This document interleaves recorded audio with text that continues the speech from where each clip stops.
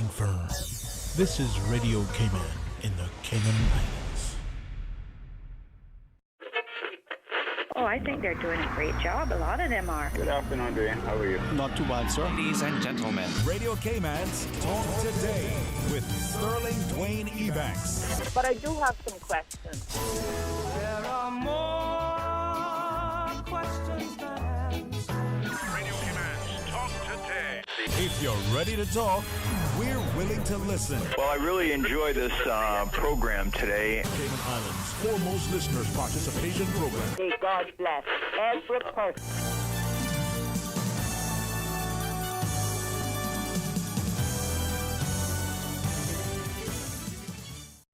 Good afternoon and welcome. Thank you so much for joining us. Man, it's a Tuesday and the week is fast forward and we feel like we're already in 2025.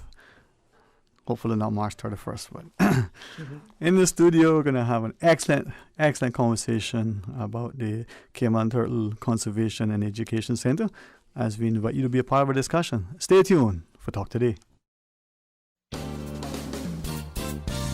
Talk Today is brought to you by Fidelity Bank. For all your banking needs, visit fidelitygroup.com. Fidelity, we're good for you. Also brought to you by greenturtle.ky. Take a ride on the Green Turtle Express today. Download the Green Turtle app. The future of mobile. Saving lives today. Radio Cayman's Talk Today, the Cayman Islands' foremost listeners participation program. We ask our listeners to avoid statements or comments which are abusive, derogatory, malicious, or defamatory. Do not use any indecent language or make any statement which is false or misleading. Email talktoday@candw.ky or call 1-800-534-8255. Courtesy of Flow. Cayman's #1 network that connects you to your world like never before. Let your voice be heard. Once again, here's your host, Sterling Dwayne Ebanks.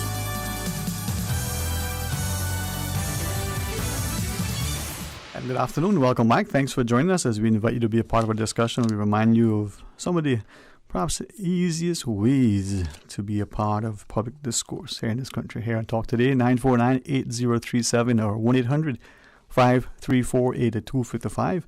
It's a toll-free call with the kind compliments of Flo. The Chief Executive Officer at the Cayman Turtle Conservation and Education Center, Mr. Timado, formally and hopefully, with deference to protocol, I offered introduction. So good afternoon to you, sir. Sure, thank you very much. Thanks for having us here. It's a pleasure, sir. I'm excited to learn more, to engage our public, and first to appreciate the resources that we have. But in that vein, to the Chief Research and Conservation Officer, Dr. Walter Muslin. Thank you, sir, for coming in that official capacity as well. Thank you very much for having us, and good to see you again. All right, thank you. I look better each time I wear a mask, so today you have to sustain just a natural face, but that's how it goes. Well, with that, we probably would have been, as the gentleman here would agree, better position to have the visual audience join us if we had the next two guests in our studio equally. But it's an honor to be able to have Ms. Renee Howell, the Chief Marketing and Merchandising Officer. Ms. Renee, good afternoon to you, ma'am. Good afternoon. Thanks for having us. Oh, it's a pleasure. I genuinely say that, and I'm excited because I think that we take for granted the things that we have. And joining us, our colleague, Mr. Geddes, Mr. Geddes is the curator, terrestrial exhibits and education programs. That's it. All right. There we go, man. It's not extraterrestrial people. That's just for. But when I think, that maybe as a country we're starting to move to a point where we see the attractions that we have as national sort of attractions, not that facility in West Bay, not that one up in Frank Sound, not that in Pedro. Therefore, the Cayman Islands, they happen to be located in those districts. They have to be located in this instance on Grand Cayman, but it's just like the Boba Sanctuary in Little Cayman, or we were, celebrating here on Grand Cayman, even though we don't go to the bluff as often and see the caves. We can say when you come, you just can't stay on Grand Cayman, you got to go across. As a country, we would get more of us, not just now, but specifically now, and more of our friends that return, explore the three islands. So to that point, if I call it the turtle farm, you're gonna make sure that I don't, But when we think of it, and I'm immediately drawn to the days of mariculture, when we were looking specifically at the research aspect of it, and to watch our waters become repopulated again to the point where I think it's almost impossible to go in the sea or to go to the North Sound and not see a turtle.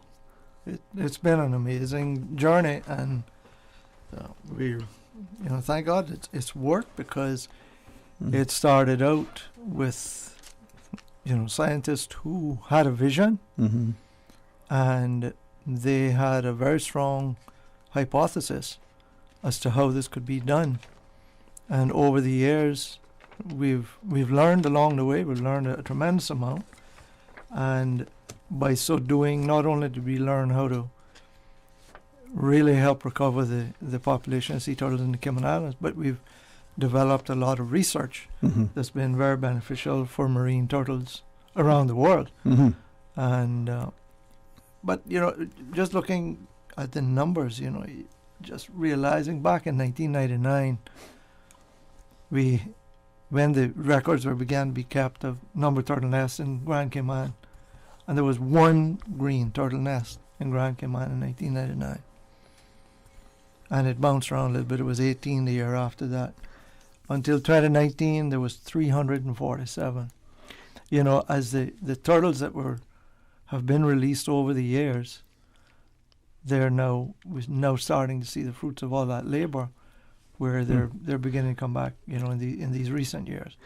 Definitively, if I could ask, that one in 99 to 300 plus in 2 decades later, is that because we have been very meticulous and deliberate in counting the number, or are we just guesstimating? I mean, and the reason why is that we know sometimes we've never been as specific when we're trying to be scientific and say, okay, let's make sure that we are documenting.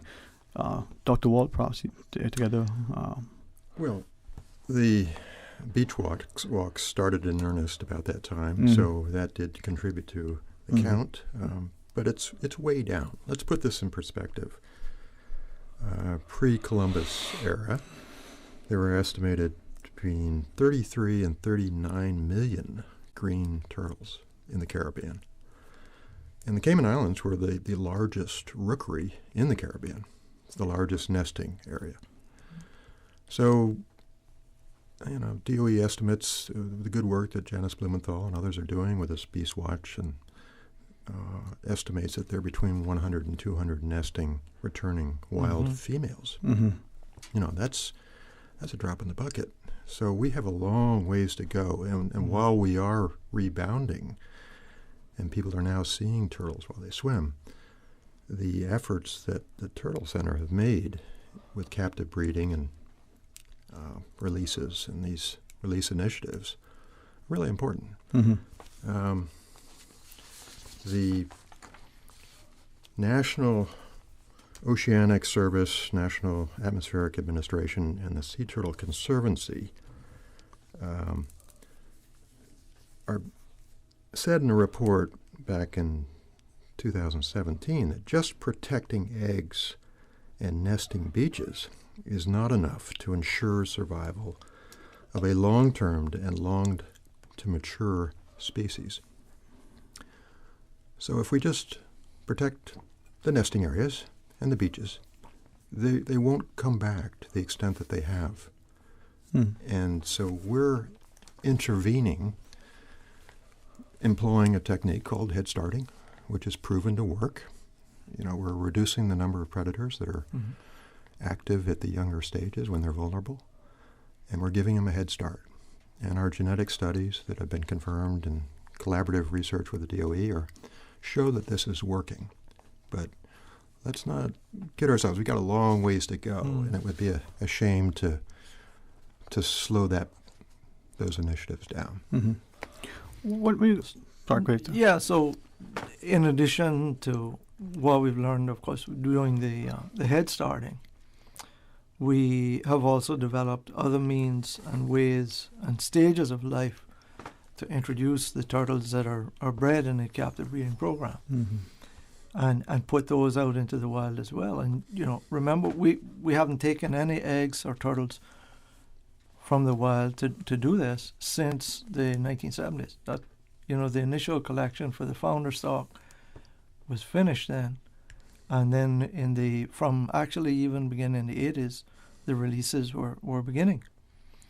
And as Dr. Mustin said, important to try and get the turtles past the greater risks of the predators. And so the Head Start program, you have a turtle that's a year or more old, sometimes 2 or 3 years old by the time we release them.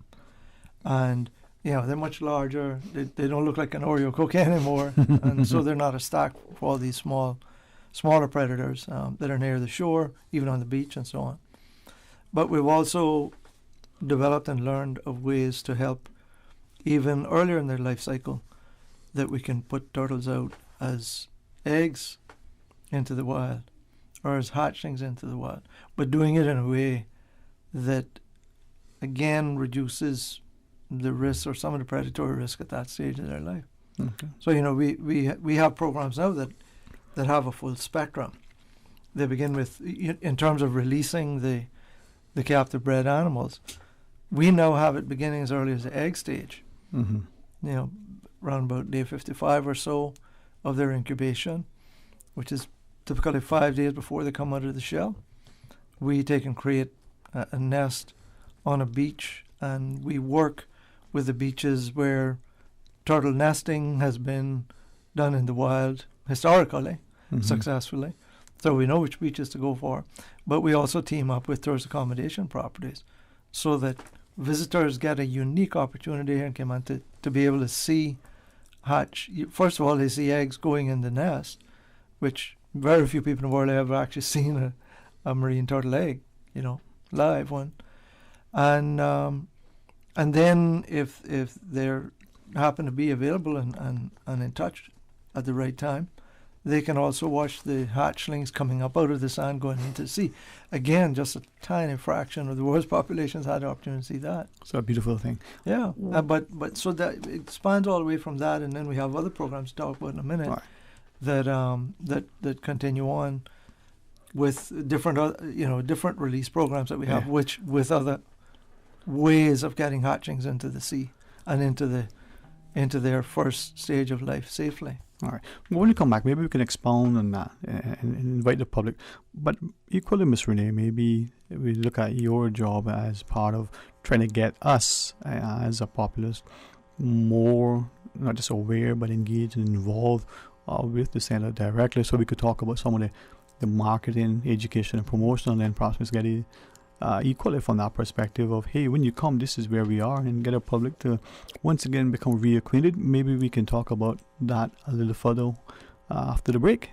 For those who are listening, we invite you to rejoin us. Please stay tuned. Green Turtle, modern solutions to get you through the new normal. Download the Green Turtle app now and top up yours or a loved one's phone with any mobile carrier in any destination. Home delivery of laptops, tablets, phones, accessories, and iTunes and major online retailer gift cards. And now, home deliveries of groceries and courier service. Guaranteed delivery within 2 hours from 9 a.m. to 3 p.m. Visit their list of products at greenturtle.ky or download the Green Turtle app today. Green Turtle is not only the future of mobile, but today it can help save a life. Take a ride on the Green Turtle Express today. Download the Green Turtle app, the future of mobile, saving lives today. Register now for the 3rd Annual Chamber of Commerce Economic Forum, taking place online on Friday, August 14th. This year's theme, Rebuilding a Better Cayman, will tackle the effects the COVID-19 pandemic has had on the local and regional economy and how the private and public sectors can work together to create a more durable and more sustainable future. Don't miss out. Visit caymanchamber.ky to register for a full day or half day today. Corporate ticket bundles available. In partnership with the Ministry of Finance and Economic Development. The forum is made possible thanks to sponsors CUC, DART, Kensington Management Group, Cayman Enterprise City, and Hurley's Media. At Cayman National, we care about public health, ours and yours. We ask you to please wear a mask when visiting our locations, as we look forward to serving you in a safer environment. Remember, we're in this together, and it will take all of our help to make the Cayman community healthy again. Thank you for making Cayman National your bank of choice. As the community continues to take precautions from COVID-19 and get ready for the hurricane season, it is important to also protect our environment, which ultimately helps us live healthier, happier lives. Let's always remember, proper disposal of masks and other PPE, as with your normal garbage, avoid littering, and do not include any trash in your recycling. Protect yourselves and keep our islands clean. For full guidance, visit www.deh.gov.ky. Talk today. But I do have some questions.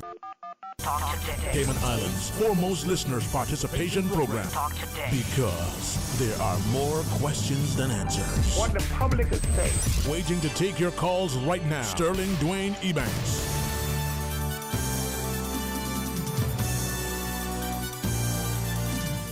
Hey, good afternoon and welcome back. Thank you for joining us, and thanks again for the opportunity to talk about the Cayman Turtle Conservation and Education Center. And, Mr. Tim Allen, Dr. Walter Mustin, together with Ms. Renee Howell and Mr. Geddes Hislop, are our guests. For those of you who are watching us on radio, because that's what you're doing. If you're watching the video, you're watching a radio show that you just happen to be able to see. You got radio vision. Mm-hmm. In the studio with me is Mr. Adam and Dr. Mustin, and then on the phones are Ms. Renee and Mr. Geddes.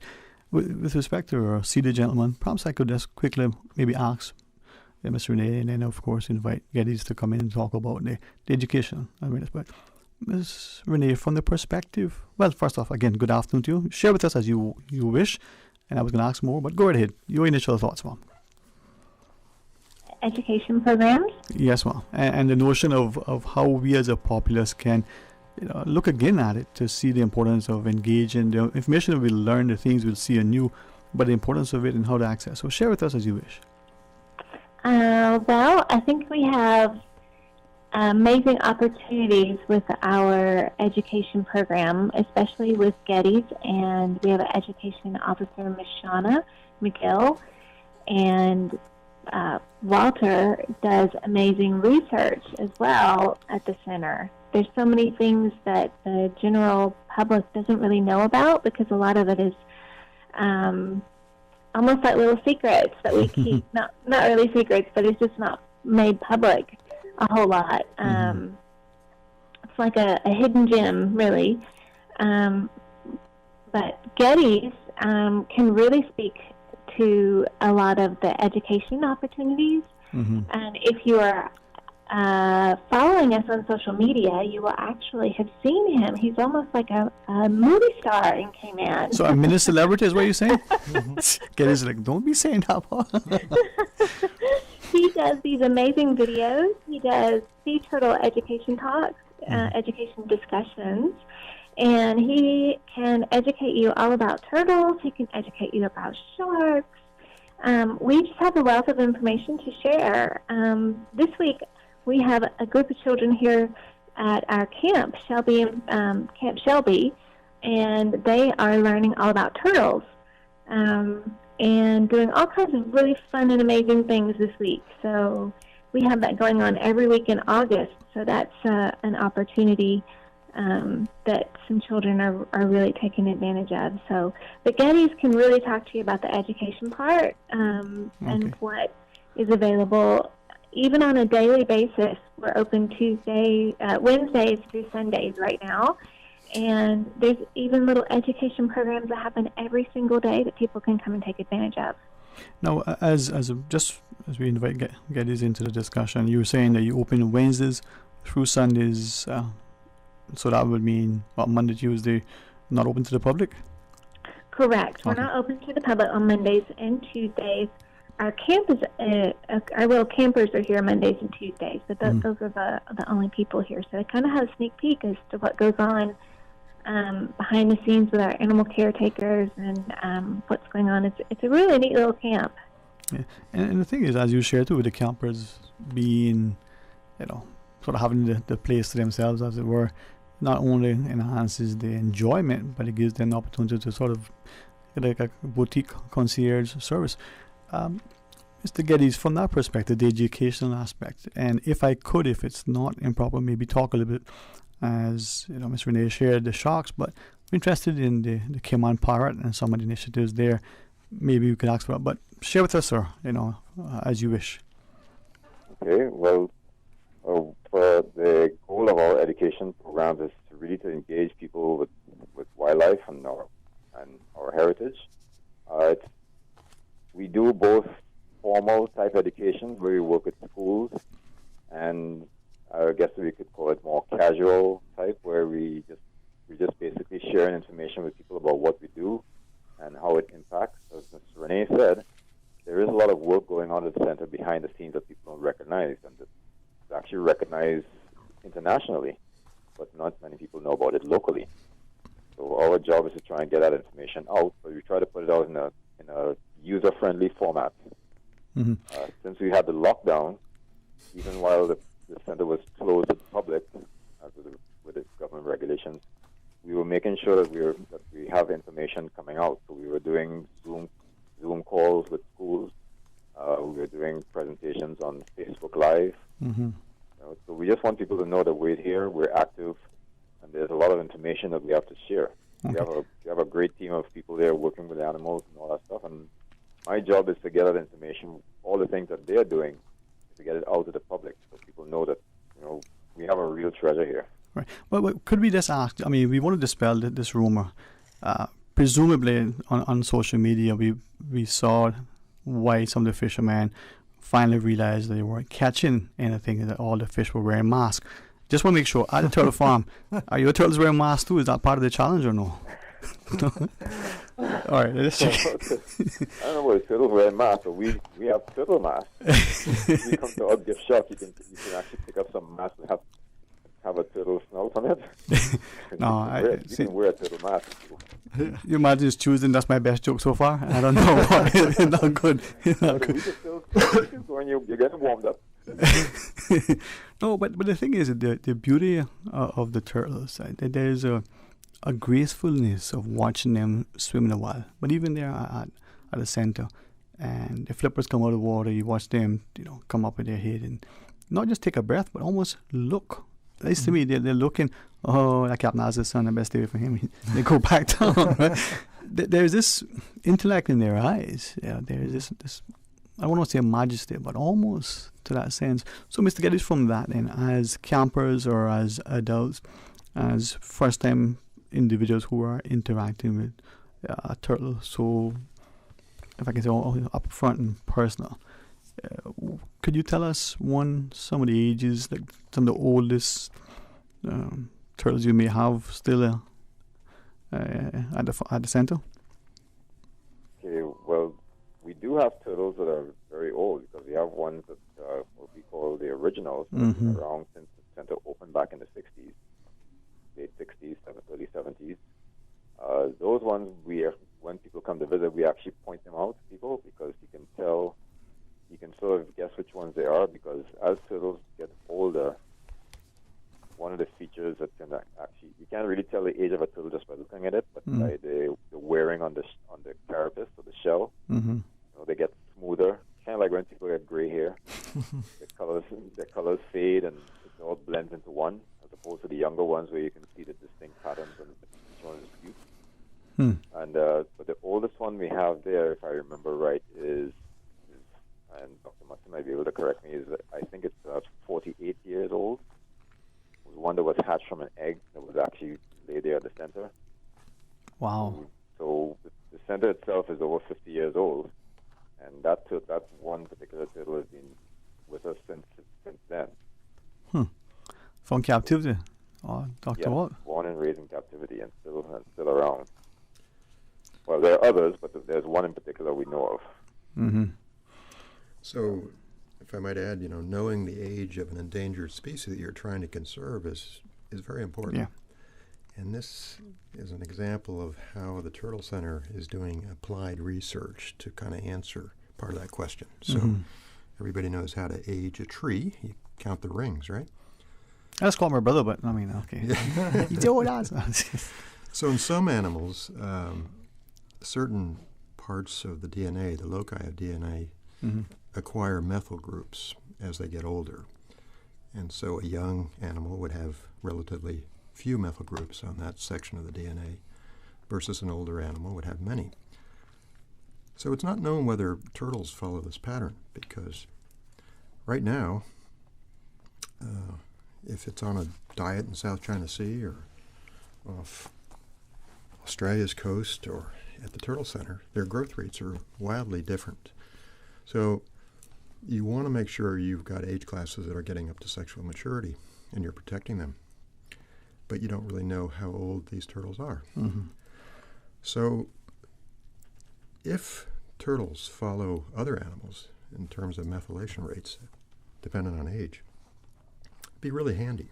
You could just get a blood sample, measure methyl rates, have it done, and know what age turtle you had. So the experiment would be to somehow find, say, an appropriate sample size of 1-year-olds, 2-year-olds, 3-year-olds, 4-year-olds, and measure methyl groups in each cohort and average that number, and then plot it. And if you got a curve, you got a straight line or some curve, you could use that curve to discern age from samples taken from other animal turtles, right?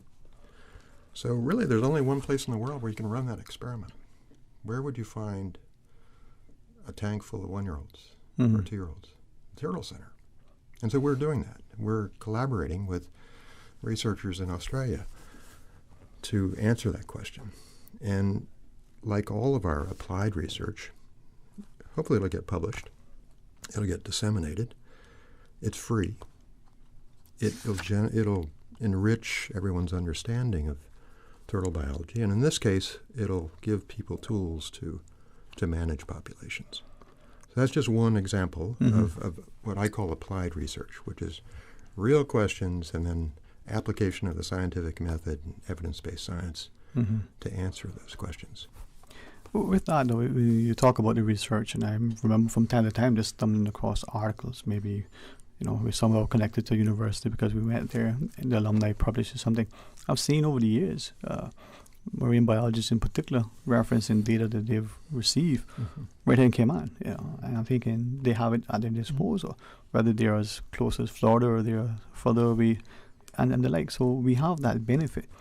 I should have to ask then two things initially. We talked about the growth rates, the diet, and the reproductive sort of,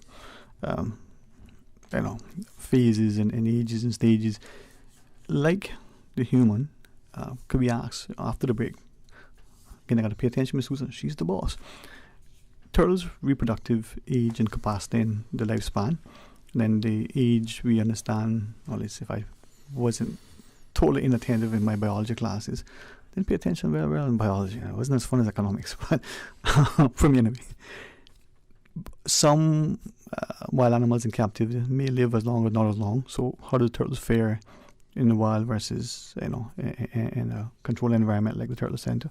And then the third, what is sort of the diet and the growth rates that we may have experienced here from tracking the numbers relative to other places, so that we can see the importance of what we're doing for the 6+ decades.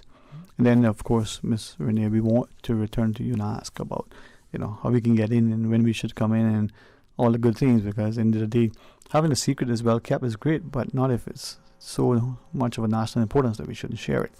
To those listening, we want to invite you to join us right after the break.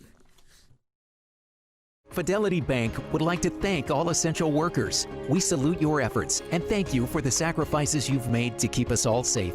During these challenging times we're facing, our top priority is the health and safety of the communities we serve. And while it's true that things are changing rapidly every day, one thing that will never change is our commitment to giving you the best and sound financial solutions to help you during and after the coronavirus pandemic. At Fidelity Bank, our focus will always be you. Fidelity, we're good for you. Rotary Central supports our National Gallery, now open free to the public, providing access to healing, renewal, and reflection through the arts. An opportunity to visit, to traverse Cayman Memory Lane, heritage, faces, places, voices, fabric, glimpsing a wider dimension of who we are, where we have come from. Join us at the National Gallery. You will see the Island of Women exhibition featuring 26 local artists exploring invaluable contributions that Caymanian women have made to developing Caymanian society. See the remarkable Bendel Heights Acquisition Showcase. Bendel is our Picasso. View salt water in their veins, a new exhibition featuring 45 local artists as they explore Cayman's legendary relationship with the oceans of the world. The National Gallery of the Cayman Islands. 8 exhibitions currently on show between Cayman Brac, Grand Cayman, and virtual tours online. The National Gallery in full compliance with safe distance and health requirements. Book your visit in advance to avoid waiting for entry. Call 945-8111. Rotary Central and the National Gallery of the Cayman Islands. Supporting wellness, healing in reflection. Rotary opens opportunities. This is an important announcement from Customs and Border Control. Due to a record number of imported goods and the potential for inclement weather due to hurricane season, customers are required to collect their packages as soon as possible. If you are using an agent to clear your goods, please ensure that you have completed the appointment of agent form and send it to your agent 48 hours prior to your goods arriving. For persons self-clearing goods, it will be necessary for you to log in to CBC's online portal by visiting www.cbc.gov.ky and register at least 48 hours before your shipment arrives. Find your way back. Find your way back. Are we back on? The dedication. Black show. The season of dedication. Well, I think the sooner we get started, the better. Why not August 5th? August 5th is a perfect date. Why is that date flagged? Because it's Ayana's birthday, we need to get her on the show. Our word of the week is dedication. dedication. It is a noun, means the quality of being dedicated or committed to a task or purpose. That sounds just like Ayana. That's why we need her on the show. So join us this Wednesday, 4 to 5 p.m. right here on Radio Cayman 89.9 FM. Or you can join live. Yeah, Bobo. You Flex show. For all people, by young people. You flex, more than talk. Or we can get ready and touch the road and go to church. Church. Them a call me the church boy. So me tell them go to church every day. We are back. You Flex show. The show is You Flex. The audience, make it be you. This coming Wednesday. I reckon You Flex, more than talk. Talk to Dick. But I do have some questions. Talk to Dick. Cayman Islands' foremost listeners' participation program. Talk to Dick. Because there are more questions than answers. What the public is saying. Waiting to take your calls right now. Sterling Dwayne Ebanks.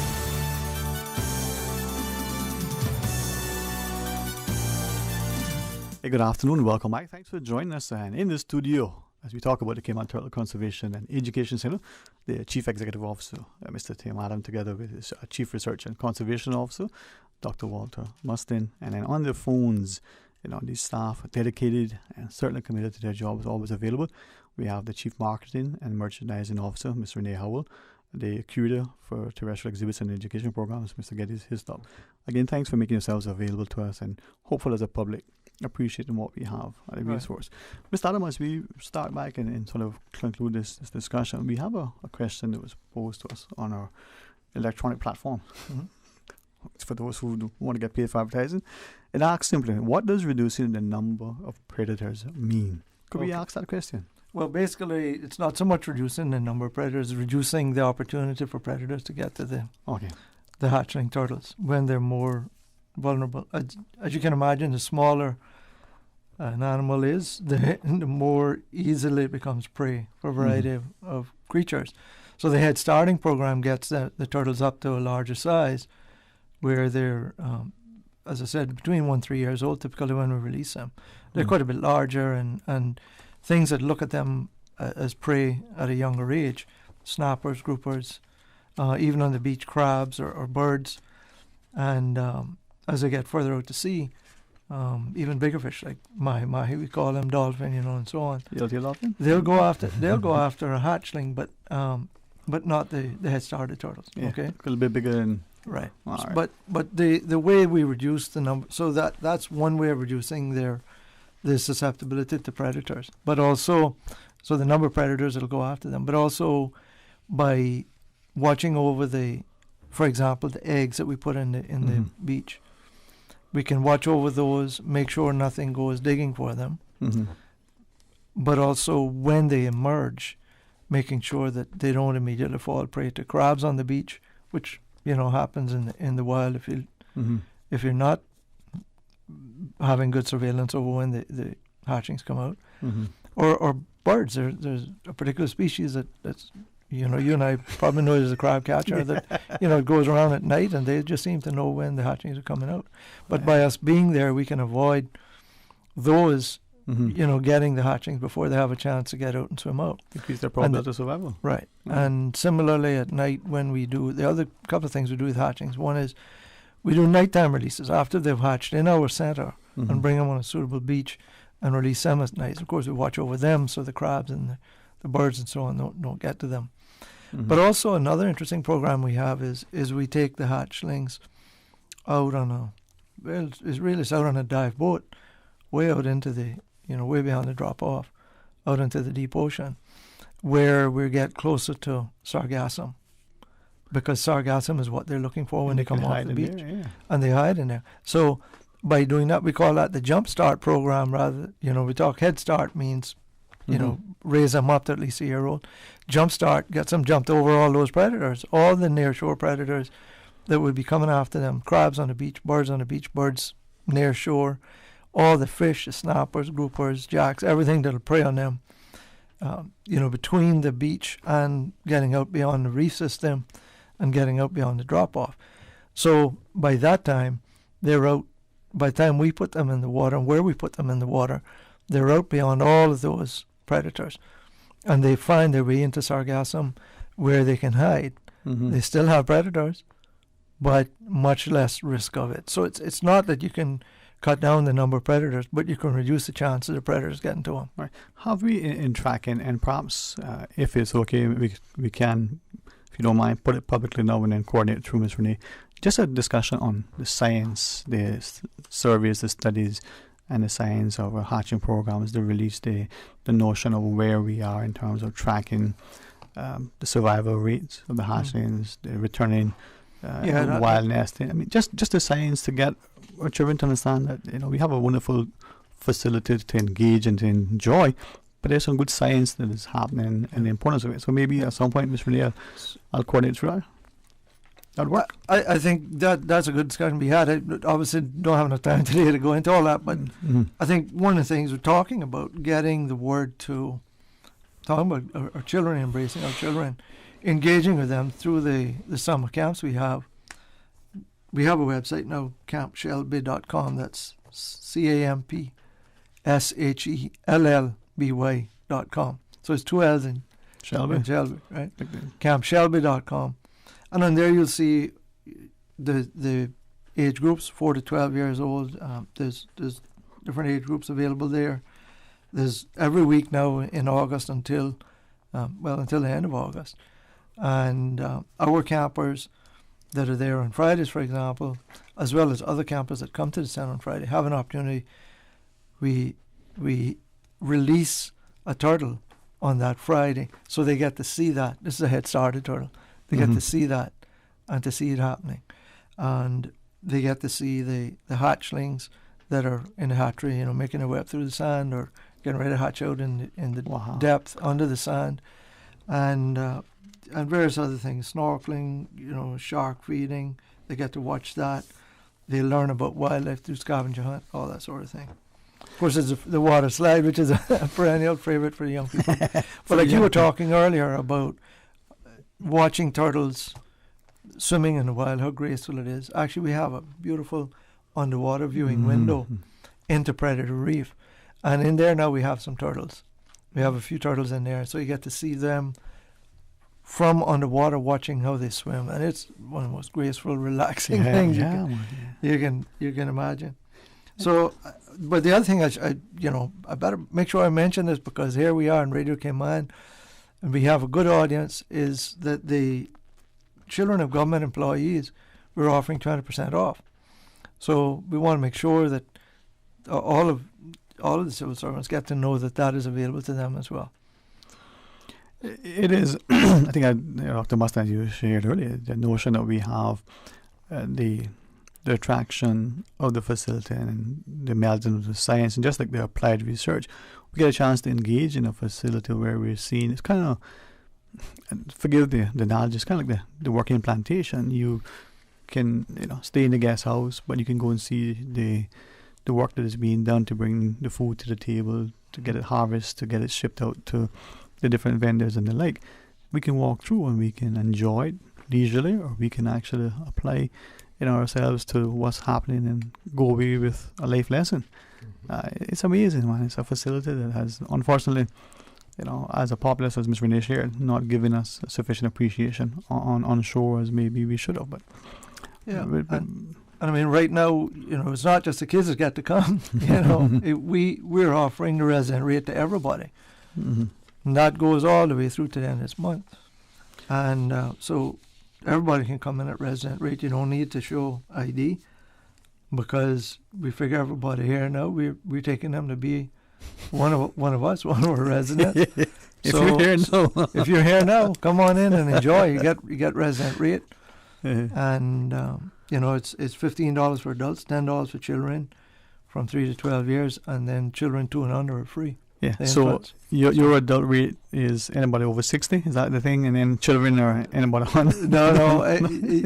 Children go up to 12, and after that we kind of. But it's a great opportunity to come in and see and see not only the turtles, but also the birds that we have, the butterfly garden. It's a wonderful experience. As I mentioned, Predator Reef. Go over and see that. Okay.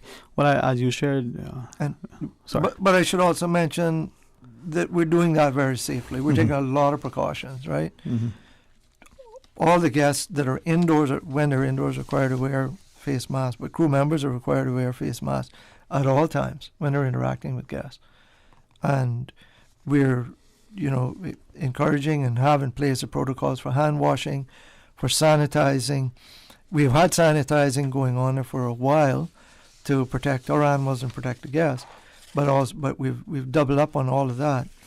But also, we encourage social distancing. We have markers to remind people to socially distance. We go to the extent that all of our crew members, when reporting to work for the day, are getting a temperature scan to ensure their safety and yours as a guest. And all of these things that are in place for protecting us from COVID-19 is being practiced now, and it's great practice now, and it will be, even as you imagine, even more important once we open up and we have visitors coming to the island again. Well, so it's all been done safely, and they can come in and we can enjoy it again. All right.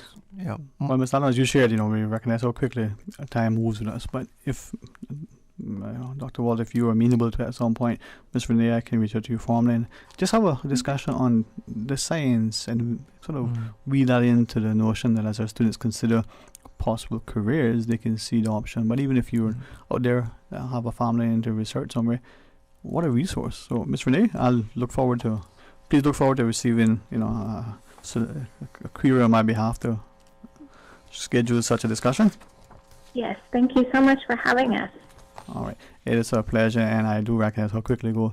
Mr. Geddes, we'll talk some more again, but thank you for the great work, and as Walt said, you are a celebrity amongst us, man, with your postings.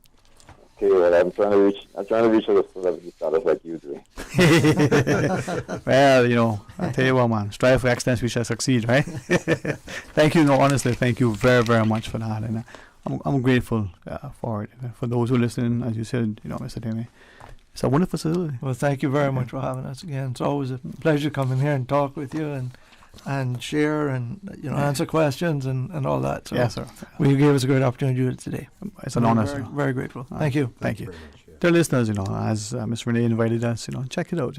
It's a great place, especially now when we're looking for something to do, but not just something to do to engage our time, but our minds as well. And we come away entertained but informed. So the Cayman Turtle Conservation and Education Center, if that was in anywhere else in the world, it'd probably be more greatly celebrated.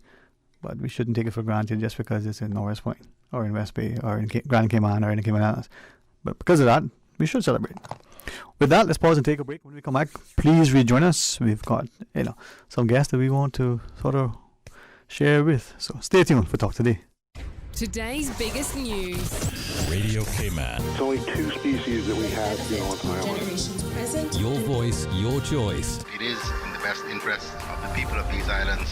Local, regional, international. This is Headlines from Radio Cayman's newsroom. Today's biggest news. With your latest headlines, I'm Felicia Rankin-Solins.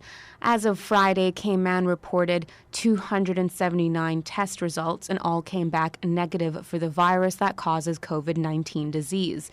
To date, there have been 203 confirmed cases with 1 death. A tourist from a cruise ship brought ashore for medical treatment. There are currently no hospitalizations for COVID-19 and 121 people in isolation facilities. In international news, a large blast has hit the Lebanese capital Beirut, causing widespread damage and injuring many people, officials say.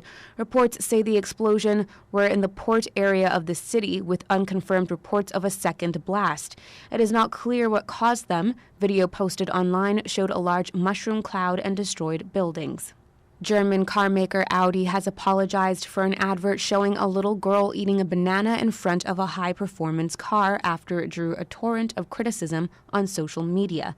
Audi tweeted in its apology, "We sincerely apologize for this insensitive image and ensure that it will not be used in future." Critics said the child's pose was provocative and life-threatening. Donald Trump says the government should get a cut from the sale of TikTok's U.S. unit if an American firm buys it. The U.S. president said he made a demand for a substantial portion of the purchase price.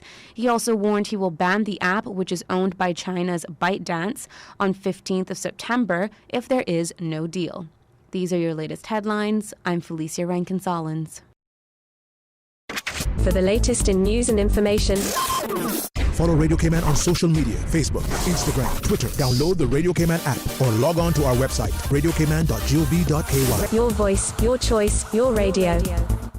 Green Turtle, modern solutions to get you through the new normal. Download the Green Turtle app now and top up yours or a loved one's phone with any mobile carrier in any destination. Home delivery of laptops, tablets, phones, accessories, and iTunes and major online retailer gift cards. And now, home deliveries of groceries and courier service. Guaranteed delivery within 2 hours from 9 a.m. to 3 p.m. Visit their list of products at greenturtle.ky or download the Green Turtle app today. Green Turtle is not only the future of mobile, but today it can help save a life. Take a ride on the Green Turtle Express today. Download the Green Turtle app. The future of mobile, saving lives today. King Sports Center Art of Fun Summer Camp is back. From July 7th to August 7th. Now, in its 16th year, the Art of Fun Camp is ideal for kids aged 5 through 10 with activities from football, basketball, dodgeball, squash, rock climbing, arts and craft dance, singing, and more. Your child can stay cool while having fun in a safe and secure environment. For more info, email kings.brebanks@gmail.com. That's kings.brebanks@gmail.com or call 946-KING. Like King Sports Center on Facebook, and you can also find them on Instagram or call 946-5464. King Sports Center, providing you with all your fitness, recreation, and relaxation needs. Hey, hon, what you doing? Putting things away in the shed since it's hurricane season. You know, preparing for the better. Don't you mean preparing for the worst? No, for the better. Since we have BritK Insurance, we're fully covered against hurricanes. Plus, they have response teams ready to help us file a claim faster. If I were preparing for the worst, I'd watch football all day. Still don't get it. Isn't there a match on? Oh, really? Let BritK prepare you for the better this hurricane season. Call 949-8699 or visit britk.ky. While the primary source of alcohol for underage drinkers is people they know, research shows that 7 to 9% of those who report alcohol use in the Cayman Islands purchase alcohol directly from retailers. Tips Off-Premise helps retailers focus on verifying the legal drinking age when selling alcohol. Since the program was introduced here in the Cayman Islands back in 2005, we have trained over 400 persons and partnered with over 10 retailers. Contact us on 949-9000 to have your staff trained today. This message is brought to you by Radio Cayman and the National Drug Council. Talk today.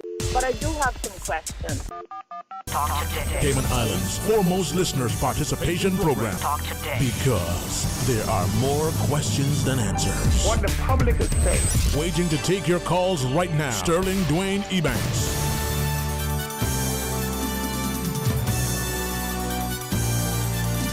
Hey, good afternoon and welcome back. Thank you so much for joining us. And again, as we get ready for our next segment, could we, if you'd allow us to, perhaps one, say publicly, thanks to Mr. Tim Adam, the CEO over at the Cayman, Turtle Center and Turtle Conservation and Education Center. I still go back to my days. You should be mindful that they call it mariculture. It's such an amazing facility. So if you've been here for a very long time and haven't been, over there, please go. If you haven't seen all of our wonderful national attractions, here's an opportune time to do so. Some of that pension money that you're spending on buying cars and shipping overseas, put it in the economy and get an education. Now, with that. But how much money do you think is going back into the economy? Because, the SEMA statistics show that about $200 million a year leaves the country through Western Union and the money transfer services. Okay. So this information is actually posted on the SEMA website. Yeah. So do you think how much of that money do you think has been injected in this economy versus another economy? That's the voice of someone you're probably very familiar, Alec Lindsay. Thank you because I was going to ask you at some point, as we have our discussion, I'm intrigued, put it that way gently, when I hear people say, 80%, 90%, or they give some almost a definitive number about something. And I don't mean to offend. I say, well, how did you arrive at that? Because if you say 10% of something, then there are two things. Well, you've quantified 10%, all right, and then secondly, and as equally important, well, what was your sample size? 10% of, 20 people versus 2 million. There's a difference, right? Yeah. And so from that perspective, and I'm not going to try in any shape, form, or fashion to be deliberate or inadvertently offensive in this next statement. When the Honorable Premier shared that $500 million was going to come into the economy of this pension thing, that was the information that his people, for want of a better word, public and private sector, probably advised, well, this is what is available. And then there are people saying, it's going to come into the economy. One or two of us were saying, well, how much out is going to remain? Not come in and then hit the bank accounts and leave, but not only leave, but where is it going and in what format? So for argument's sake, 50 million stayed in the economy. Well, what is the multiplier effect? Let's say, 50 million went and bought goods that were imported into the economy.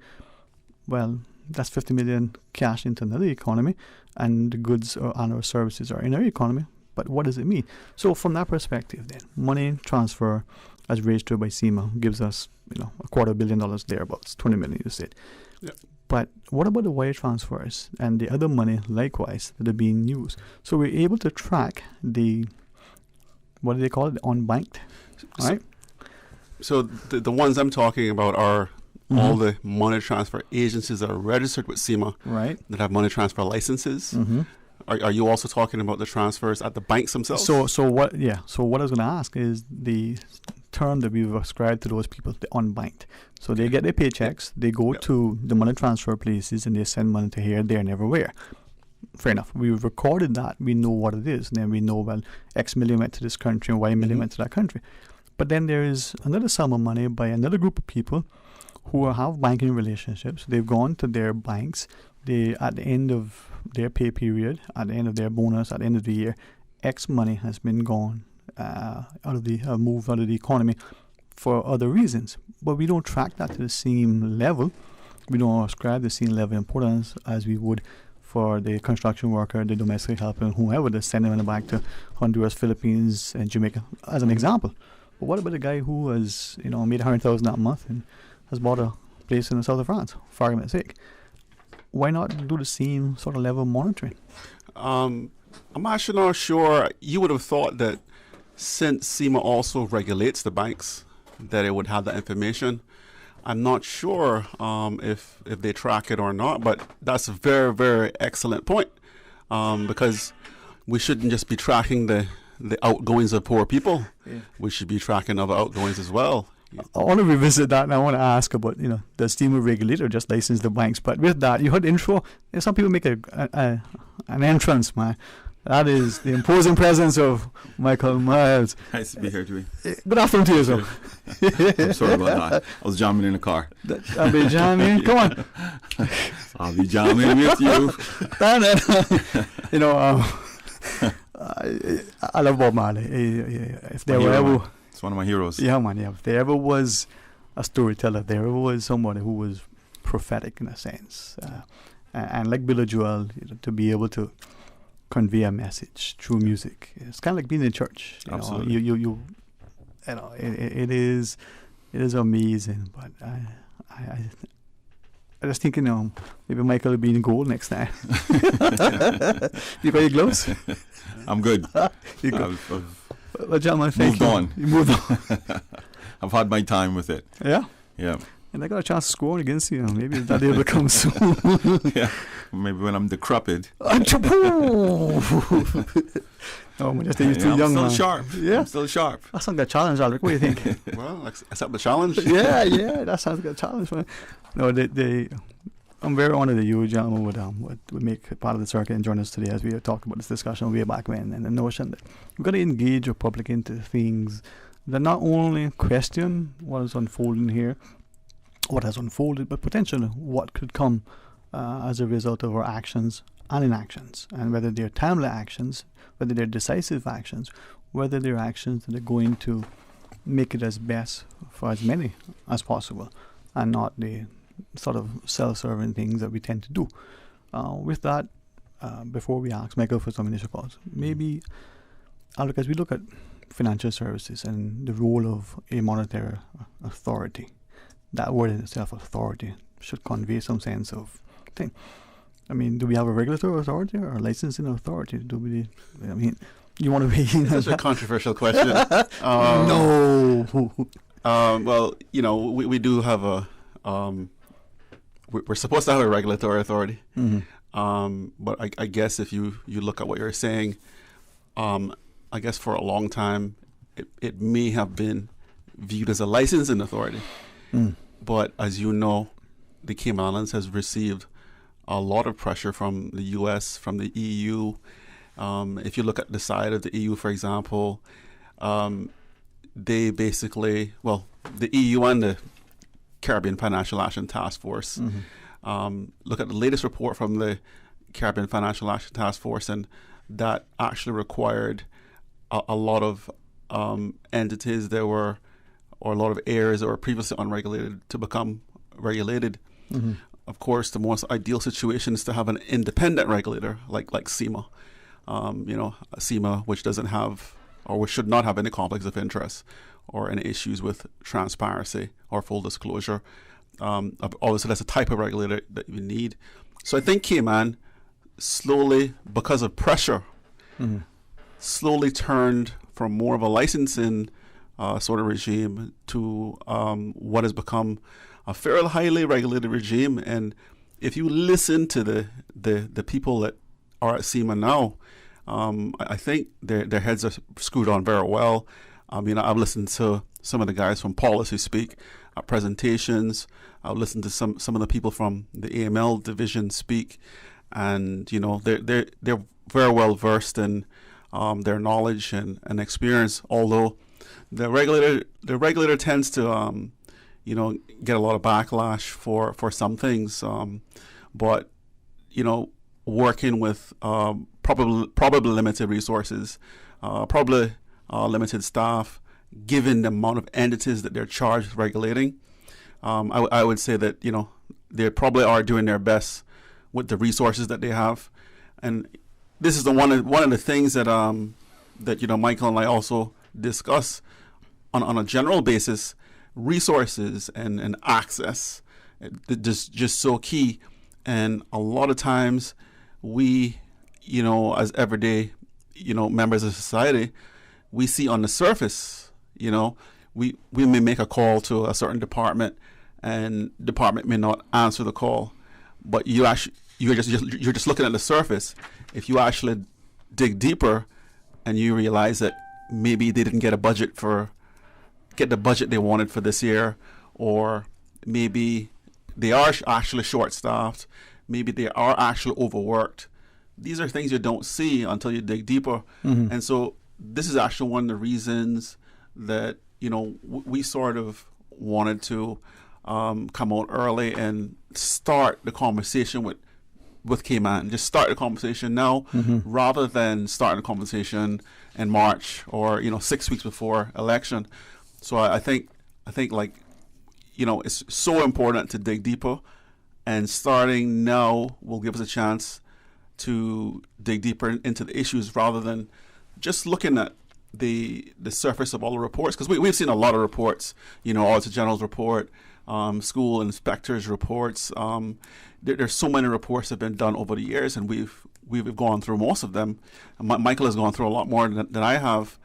However, we'd also have to appreciate that some of the inspectors and some of the people who are analyzing our system have only visited a class for 45 minutes, or have only been doing a report for 3 weeks. So just to be fair, although we both read the reports and we understand the recommendations, I think we also have to be fair and say that I think internally, so we're seeing the surface, we're seeing the numbers, we're seeing all those indicators, and Michael has actually worked in the systems and actually experienced for himself. So on the surface, we see certain things, but I think now is the time to dig deeper, so we learn more, and also the members of the public learn more about us. So that's what we want to do from today. Is just, it's an open door policy. We want to go door to door, speak to as many people as we can in Cayman, and it's not necessarily someone who's going to be in the Georgetown area. I mean, we're all Caymanian, we're all stakeholders. We're all going to be responsible for working together in a collective way to make a difference in Cayman. So you just can't say, I'm just going to speak to these people because they might vote for me. That's not their approach at all. That might be the political reality, but we must see the bigger picture. And the bigger picture is we all Caymanian, we all have to live in Cayman. So we all have to work together regardless of what district we're from. But I'll let Michael speak, and yes, I want to take over the... Mr. Wiles, welcome, man. Thanks. Appreciate you having us. Always an opportune time to talk about things that affect our country. So welcome, and share with us as you wish. Well, it's like Alric said, our responsibility now is to engage with the folks that we've always engaged with, the people of this country, because they're going to be the absolute decision makers in where we go forward or where we not go at all, right? So I'm interested in speaking to folks that are on the ground that is hurting, that's losing hope or have lost some hope, that have no trust in the political system because they have not seen change. Their lives haven't gotten any better. I know a lot of those folks. I've worked with those folks over the last 25 years of my career. So every year we hope, or every 4 years we hope that we get just a couple of folks in that, stand for the people. But every year we get folks that just want to build concrete. They want to put down roads because that's tangible and, they feel that that's the outcome. We want to further start to have open discussions about what we intend to run on, right? We have discussed running on a well-being budget, on a well-being process, because we believe that we have to start to address the undercore issues in our country, things like mental health, things like unemployment, things like, ensuring that our young people are better equipped to step out into the world, that they can actually compete, right? Cayman is now on a global platform, right? We have, pre-COVID, we had well over 30,000 work permits. And if it had not been for COVID, by December, we would have had 40,000 work permits. If not more. Exactly. Okay. We would have been outnumbered in our own country. So COVID have had some pluses in slowing that process down and ensuring that we can kind of regroup. If I may then ask, we're talking about sort of the political process and recognizing that for the more astute and in tune political creature, if I can deliberately use it that way, that person who's now just either one re-election has gotten elected recognizes that the campaign continues. For those aspiring, would, as Alric shared earlier, may consider some time out physically wrapping up the campaign. We're seeing the process unfold much sooner.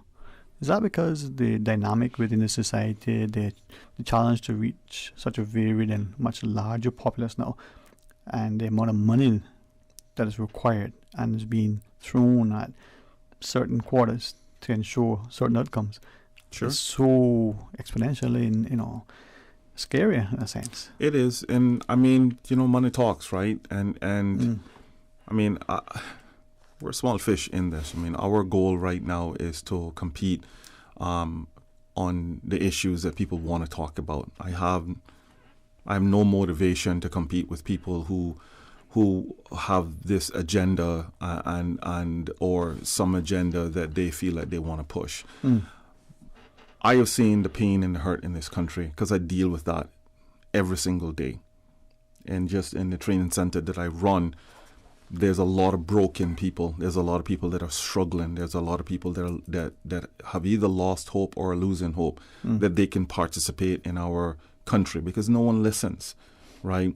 Everybody believe that building on the next plot of land in this country is going to get us one step closer toward the Caymanian dream. And the Caymanian dream is by far escaping the average Caymanian. Has it become a nightmare now? Oh, of course it has. I mean, you know what I mean? It's folks can't afford basic. I mean, let's not even talk about a mortgage.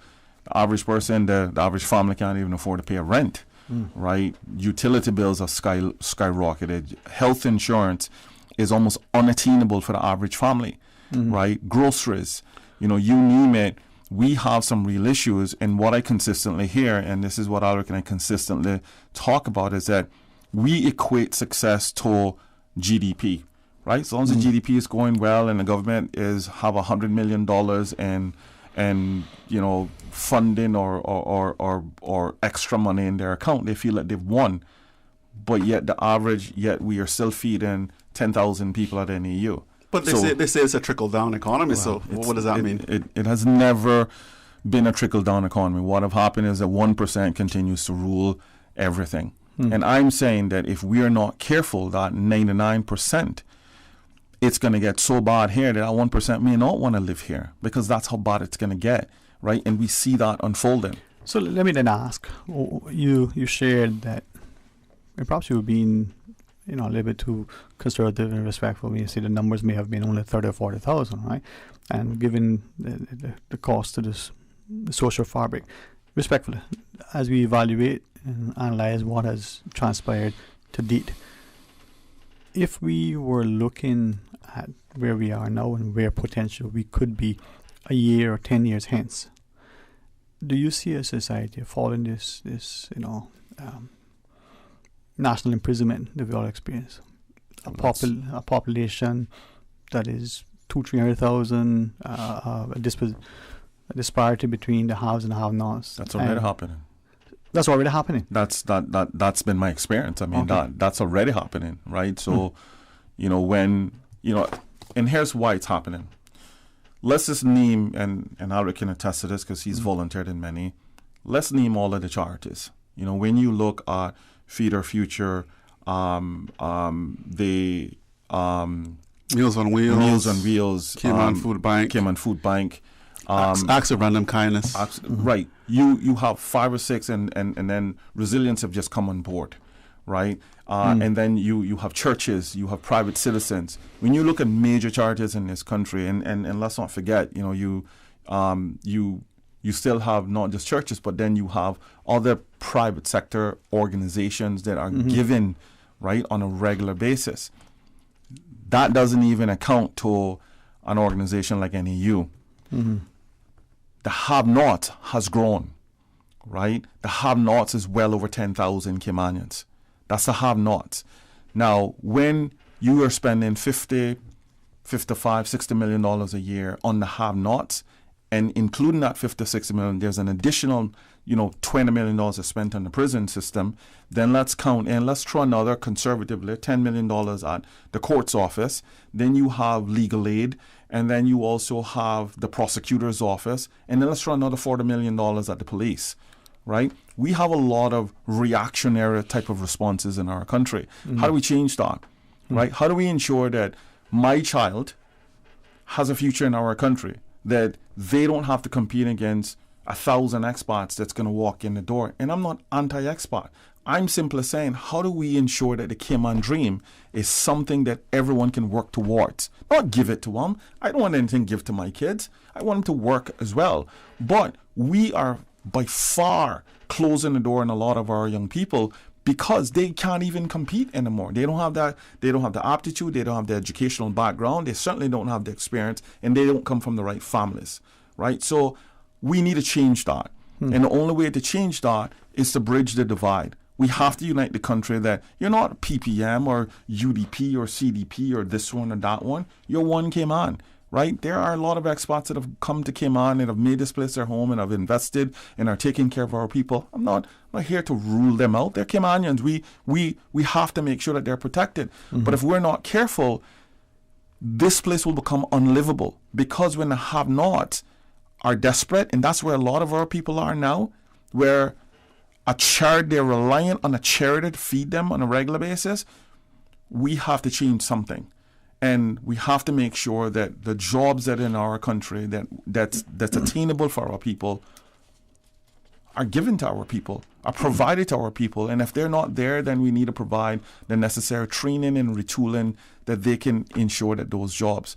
Every year we spend upwards of $500,000-$600,000 on the NICE program. Why? When we have, what we just said, we have 30-something thousand work permits in Cayman, yet we're still spending a crap load of money on a service that don't make sense to me. It's a social program. Why are we doing that? And it doesn't actually lead to anywhere, right? So we have to now change the conversation to where people are participating in it, that our people are consistently participating in it. All right. Speaking to Michael Myers and Lindsay, someone messaging and says, you're so right what you're talking about today on the show. So that the social fabric being, we see a deterioration, we see the cost of living going up. Yeah. But are these things that, for whatever reason, we've ignored to date, or they only have recently cropped up, Mr. Lindsay? So just to, I know that Sterling, you like the facts. So most of the stuff that Michael is talking about can be found in Auditor General's report. It can be found in ESO stats. It can be found in the numbers that are actually produced by the government.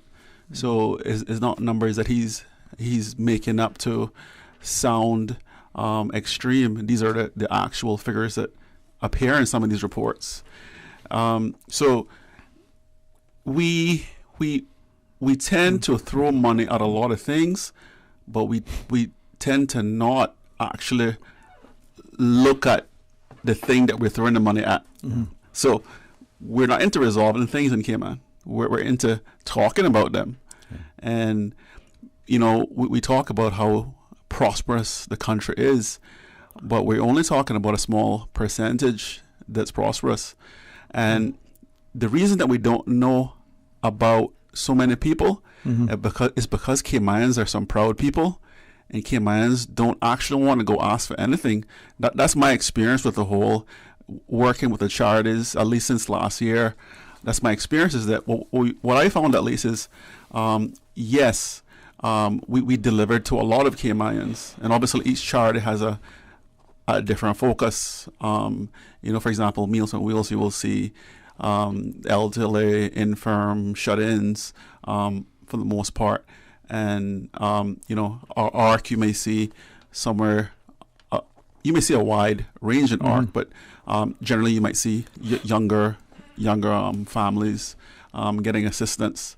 And then Food Bank obviously has different arms where, it has a grocery program, and it has a bank where that food from that bank is actually shared with other charities. But the issue is that when I'm working with different charities, although Caymanians get help, a lot of times we find out because another Caymanian has said that this person needs help. Caymanians are very proud. They, want to work hard for what they want. So people can say whatever they want on the street about Caymans or this and that way, but Caymans are actually hardworking people and come from a stock of hardworking people, come from a stock of, people who were engineers and captains and travel the whole world. I mean, I sit down and listen to, Mr. Ray in East End sometimes, and he talks about the Southwell years. Every time you talk to Mr. Ray, talks about the Southwell years, and it just, you hear this experience about in such an early time where these guys were around the world. Around the world. Can you just think about it for a second? They were around the world, and obviously the mothers were here in Cayman, basically running the country. I say all this to say that Caymans do come from a very strong, intelligent stock of people, and at some stage there was this rush in developing the country, and when we rushed to develop the country, we somehow forgot our own people. Mm-hmm. Yeah. We forgot we developed buildings, but forgot to build our own people. Yeah. Right. So when we come back from the break, let's continue the discussion and have the whole conversation look at the importance of the political engagement of the voter as well as those who are elected, and the notion of maybe it's never too late to start, but if you don't start somewhere, you'll never get anywhere. All right, Michael Myers, Alec Lindsay, our guests. Please stay tuned for Talk Today. Fidelity Bank would like to thank all essential workers. We salute your efforts and thank you for the sacrifices you've made to keep us all safe. During these challenging times we're facing, our top priority is the health and safety of the communities we serve. And while it's true that things are changing rapidly every day, one thing that will never change is our commitment to giving you the best and sound financial solutions to help you during and after the coronavirus pandemic. At Fidelity Bank, our focus will always be you. Fidelity, we're good for you. BIP messaging app made simple. Keep the good times going, even when you're social distancing. Download BIP and be together. Message, call, or video chat with friends, family, co-workers, anyone. Touch base with 1, 2, or 10 people at the same time. Shh. Send secret messages. Translate multiple languages. And you get free app messaging available only on the Digicel network. It's your call. So make the most of it. With BIP, stay connected. Start living. Get bipping. Download BIP today. For the record. For information that matters to you, the people. Hear from the government, the opposition, independents, and other experts on issues and solutions that affect you. For the record. Every Monday, Wednesday, and Friday, tune into 89.9 and 93.9 FM from 7:30 to 9 a.m. for Cayman's new Straight Talk morning show. For the record. I invite you to join me for the record. You are invited to be a part of this interesting and informative show. Embrace the opportunity to dialogue with your legislators, policymakers, and those charged with policy implementation. For the record. Brought to you by Coca-Cola. Available across the Cayman Islands from Tortuga Distributors. Accept no substitutes. Taste the feeling with Coca-Cola. Help support survivors of domestic violence by believing them. Being there for them is one of the best things that you can do. Listen and hear what they need. Let them tell their story in their own way. When supporting persons experiencing domestic violence, maintain confidentiality. They have trusted you enough to share their story. Don't share it with others. If children are involved, alert the multi-agency safeguarding hub. Being there for survivors also means staying in touch. Create a code word or emoji, so if you receive or hear that from them, you will call 911. To help them, it's vital to talk to survivors about their options and help them to evaluate each one. And finally, remember that you cannot rescue survivors of domestic violence, but you can support them on their own terms. For additional support, please contact the Emergency Services, the Cayman Islands Crisis Center, the Family Resource Center, the Legal Befrienders Clinic, the Needs Assessment Unit in Grand Cayman or Cayman Brac, the Mental Health Helpline, the Kids Helpline, or the Department of Community Rehabilitation. But I do have some questions. Talk today. Cayman Islands' foremost listeners participation program. Talk today. Because there are more questions than answers. What the public is saying. Waiting to take your calls right now. Sterling Dwayne Ebanks.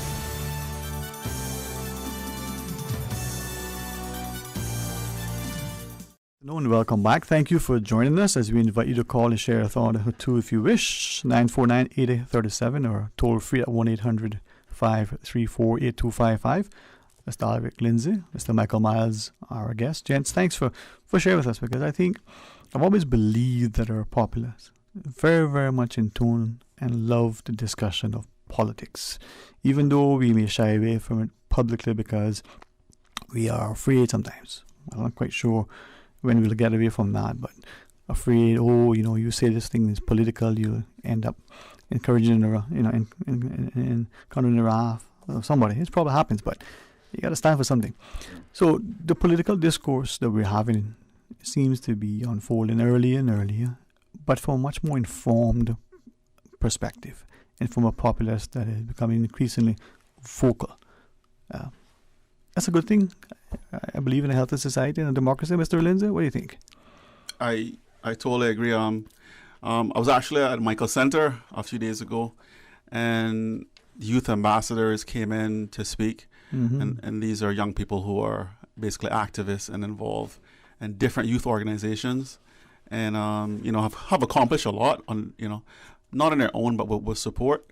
And you have to be proud of all these young people, and that is one of the reasons why you see more engagement, is because these young people are they're just woke. They're paying attention. They're studying. They're researching.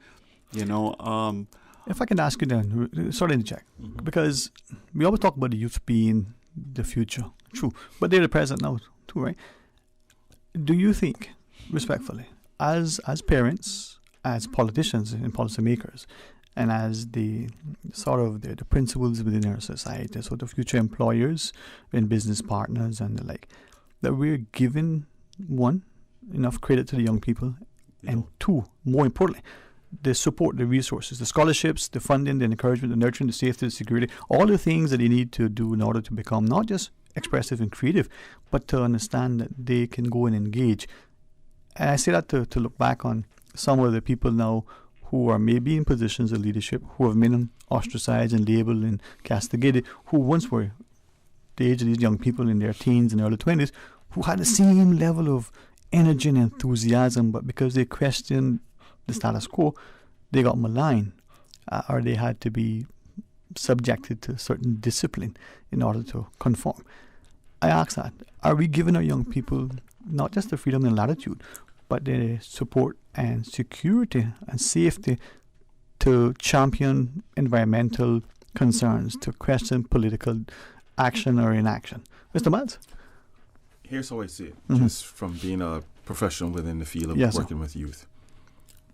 For the last 25 years, what I have seen is that we've used youth of our future as a political buzzword, buzz statement. That's how what I've seen. The investment hasn't been, the investment have always come later. We don't. Let's look at our public school system, for example. We've invested almost $90 million, but the outcomes are still poor. We know what we need to do. I can tell you that because I've worked in education, and I still continue to work within education. I see the impacts because now I'm dealing with young adults who can barely spell their name properly.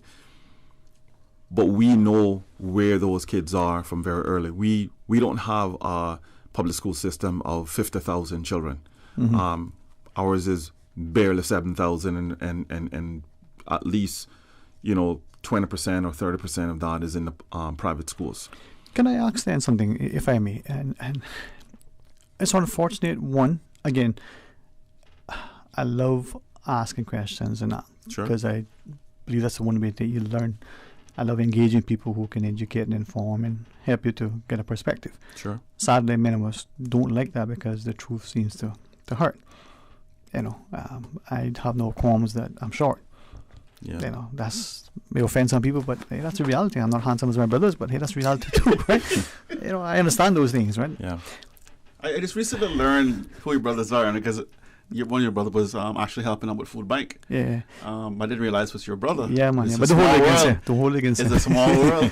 But see, and then I went to school with your brother. Yep, yep. You know, all these things coming together. You know. Something you said, and thanks for referencing that, because that particular brother, right? He and his wife and their family have been charged with like that. An example that they've seen through the church, they go and they cook food and they carry it, and they've done this forever. This thing happened upon us, and it becomes much more evident of the immediate need. Sure. And whether you have a little or a lot, there are many people who have given, as you shared, you know, in Ireland. But him and his wife and the family, they're out doing these things Absolutely. because it's just what they do, and that is our people. You know, you might. But it is the doing. You know, this is what Alec and I discuss. It is just the right thing to do. You know, like I don't understand why people think that, you know, doing the right thing is something special. It's not. It's just what you do. It's not something special, right? It's simply just the right thing to do. It's how I grew up. Yeah. Right? You You just help do your it. neighbor because that's just the right thing to do. Hey, you rake in your yard? All right, rake Aunt so-and-so's yard too, because that's just the right thing to do.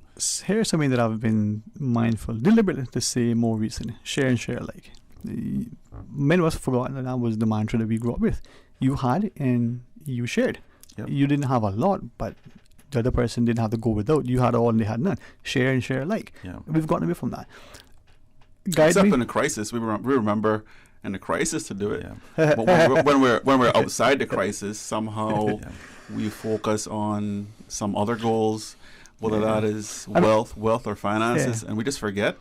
I may be mindful to ask you something about that, but I'll hang on for now. Only because Are we forgetting to be kind to each other? I mean, it's so easy to be kind, you know.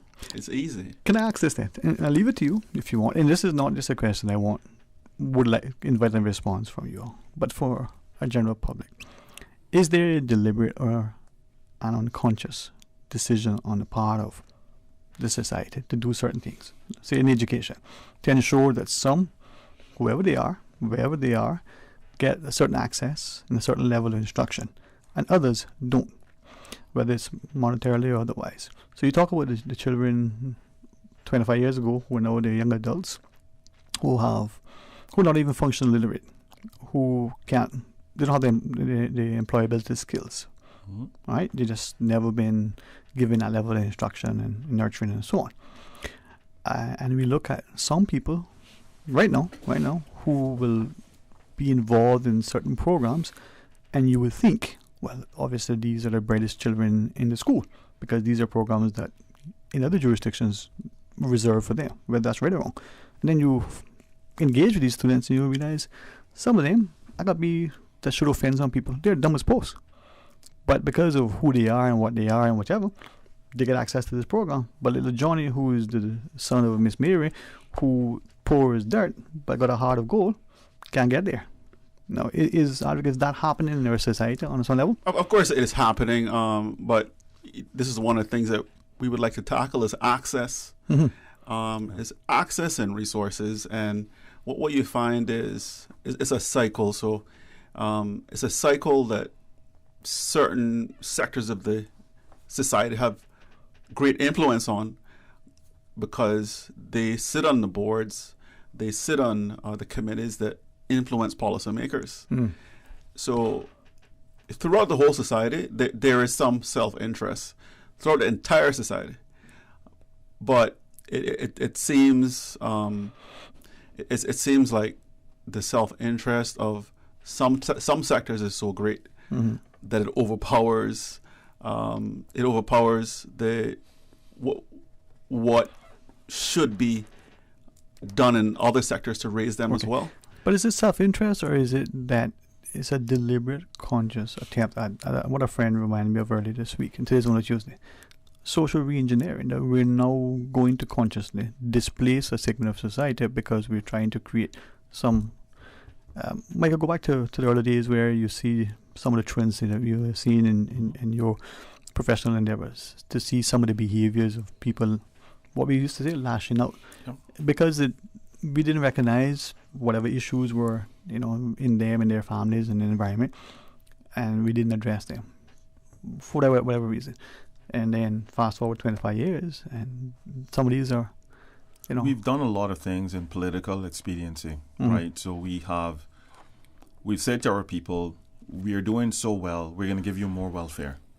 We want every kid to wear cap and gown, not enjoy the journey of their 12-year stint in their school system. So we're going to lower the expectations of how you actually get that cap and gown, so everybody can get that cap and gown now. And there should be no repeats of getting that cap and gown. So we're passing everybody through because it's political experience. So the minister can get up or ministers can get up and thank an entire class of 400 or 500 kids, and 3/4 of them have gotten the lowest possible diploma that you can get, that it required absolutely no sort of effort, commitment. I hear you. I'm going to ask something else after, but be guided by you, gentlemen, if you would allow me not to get too far on the south side of Susan, as I call it. Let's pause and take a break. When we come back, more talk today. Green Turtle. Modern solutions to get you through the new normal. Download the Green Turtle app now and top up yours or a loved one's phone with any mobile carrier in any destination. Home delivery of laptops, tablets, phones, accessories, and iTunes and major online retailer gift cards. And now, home deliveries of groceries and courier service. Guaranteed delivery within 2 hours from 9 a.m. to 3 p.m. Visit their list of products at greenturtle.ky or download the Green Turtle app today. Green Turtle is not only the future of mobile, but today, it can help save a life. Take a ride on the Green Turtle Express today. Download the Green Turtle app, the future of mobile, saving lives today.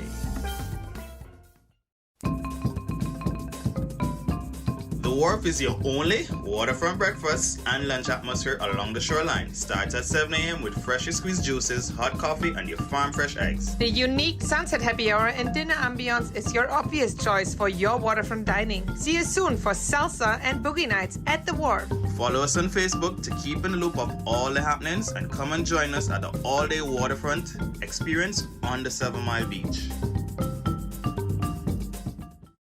Register now for the 3rd Annual Chamber of Commerce Economic Forum, taking place online on Friday, August 14th. This year's theme, Rebuilding a Better Cayman, will tackle the effects the COVID-19 pandemic has had on the local and regional economy and how the private and public sectors can work together to create a more durable and more sustainable future. Don't miss out. Visit caymanchamber.ky to register for a full day or half day today. Corporate ticket bundles available. In partnership with the Ministry of Finance and Economic Development. The forum is made possible thanks to sponsors CUC, DART, Kensington Management Group, Cayman Enterprise City, and Hurley's Media.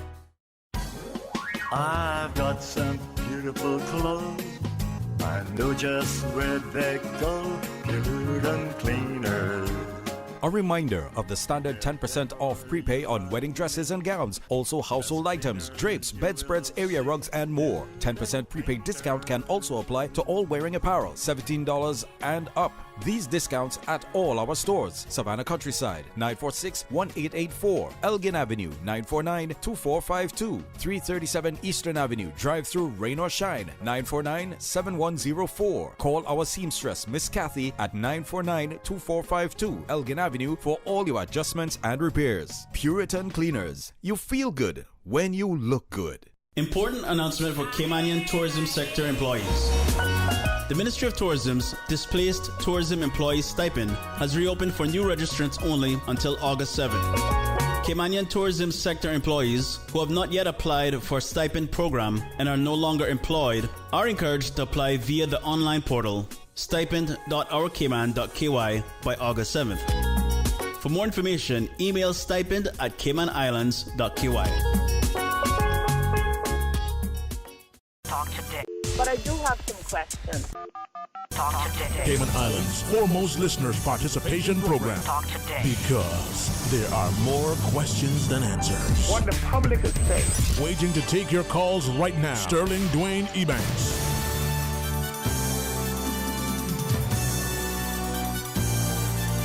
Hey, good afternoon and welcome back. Thank you for joining us. Thanks to Alric Lindsay and Michael Miles for joining us. Thanks for those who are willing to listen to engage, and if you want to, sort of weigh in. But Susan is right there. You can't see her. We got to try to put the cameras on her next time. That should be how we should do it. 949-8037, she'll answer. 1-800-534-8255, she'll answer. In other words, just call her, she'll answer and put us through. Gentlemen, as we were talking, as we went to the break, Mr. Miles, you take us back into our conversation. I think, overall, systematically, what we've done is oppress our people. I think we've limited them to what a glass ceiling is.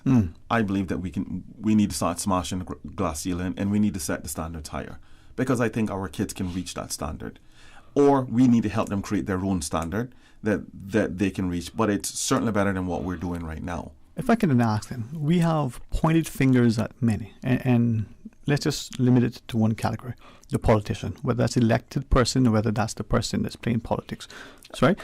I think it's collectively, right? Okay. So I'm not here to pin it all on a politician's shoulder, right? Or civil servants. I used to be a civil servant. I worked hard. There's a lot of phenomenal civil servants that work their behind off and make sure that our country continues to run well. So I'm not here to knock in a particular person. What we can agree on is that the current formula isn't working for the majority. Okay. Right? That's what I'd like to agree on here. Whether that's the political arm who controls the money and all the budgets, because they're the ones that vote on it. Okay. I'm saying that we have to now look at a reallocation of what that budget looks like. All right. And then we do have a caller online, and maybe as we go to the phones, let me ask this and we can probably answer it. Other than the politician, the other group of people that we say, they're at fault. The parent. It starts in the home. It's the home that's there. Sure. And we say, so maybe we could revisit that. Well, let's join this caller first. Michael Miles, Alric Lindsay, our guest. Good afternoon and welcome. Thanks for calling. Good afternoon, dear. Hey, good afternoon. How are you today? Okay. And your guest today? We have Alric Lindsay and Michael Miles. Okay. Mr. Miles, I have a question for you.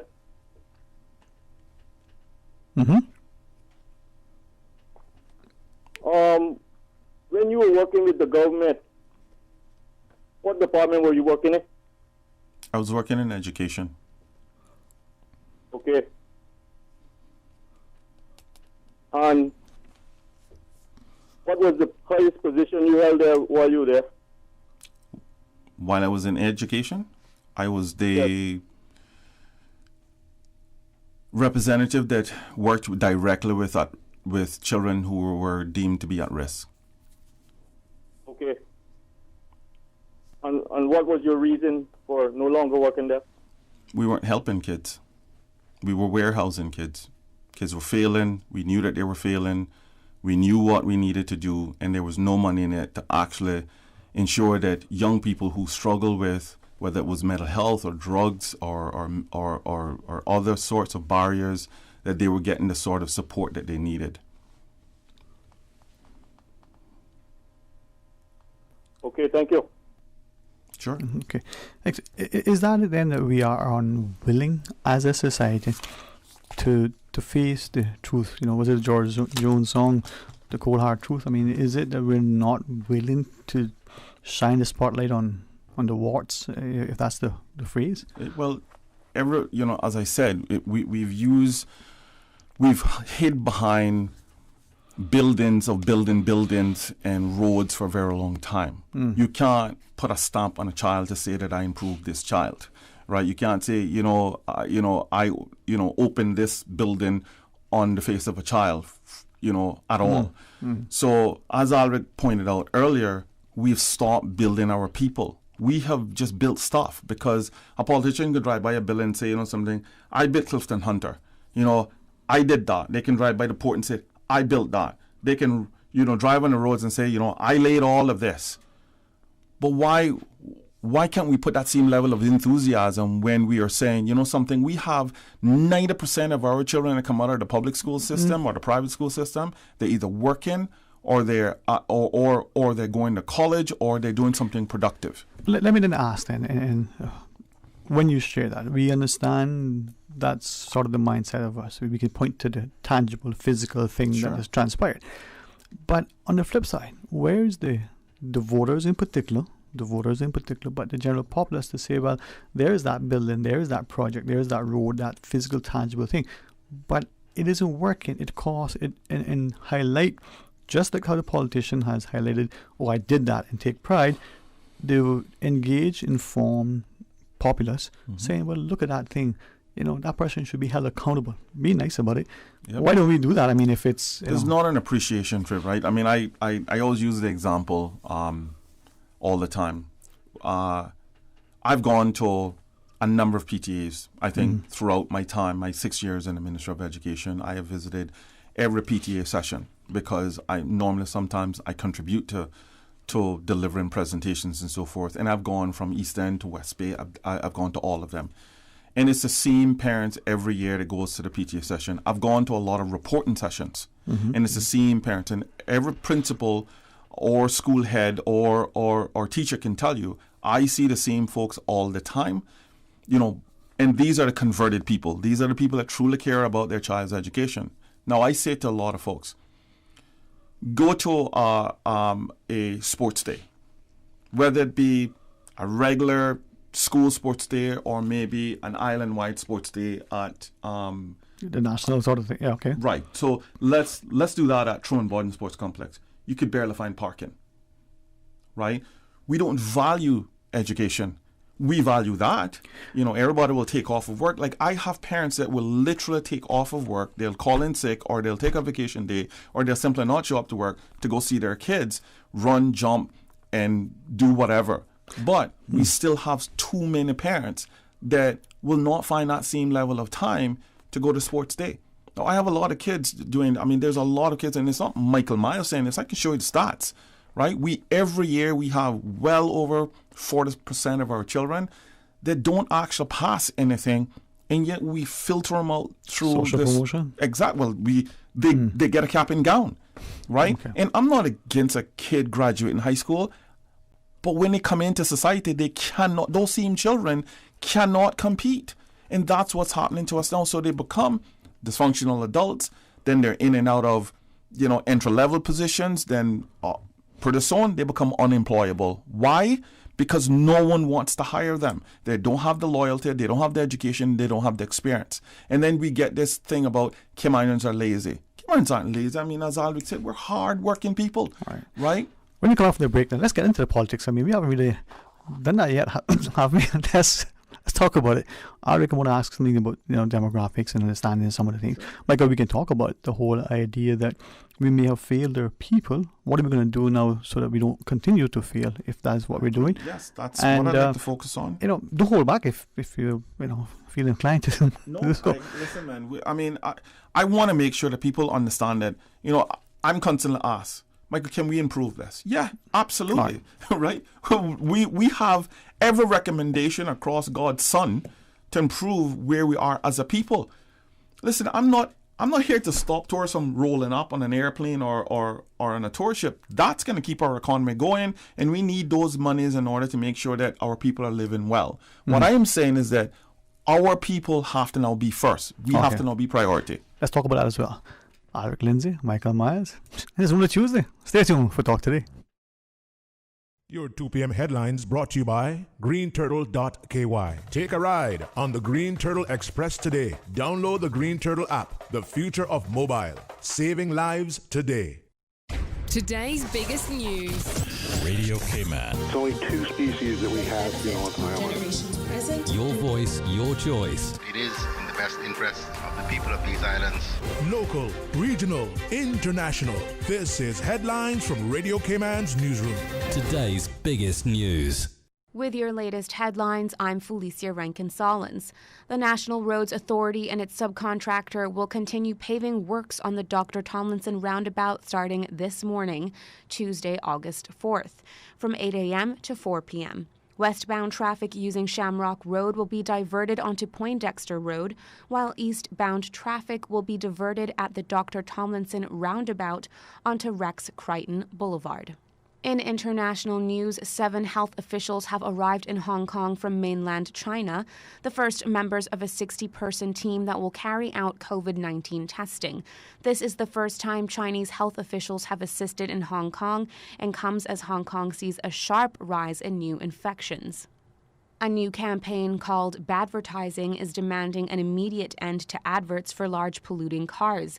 It says the government should clamp down on sports utility vehicles or SUV car adverts in the way it curbed smoking ads. A car industry spokesperson said modern SUVs are the cleanest in history and said many can run on batteries, but a leading academic said sales of big polluting cars will breach UK climate targets and should be banned. Donald Trump says the government should get a cut from the sale of TikTok's U.S. unit if an American firm buys it. He also warned he will ban the app, which is owned by China's ByteDance, on 15th of September if there is no deal. These are your latest headlines. I'm Felicia Rankin-Solins.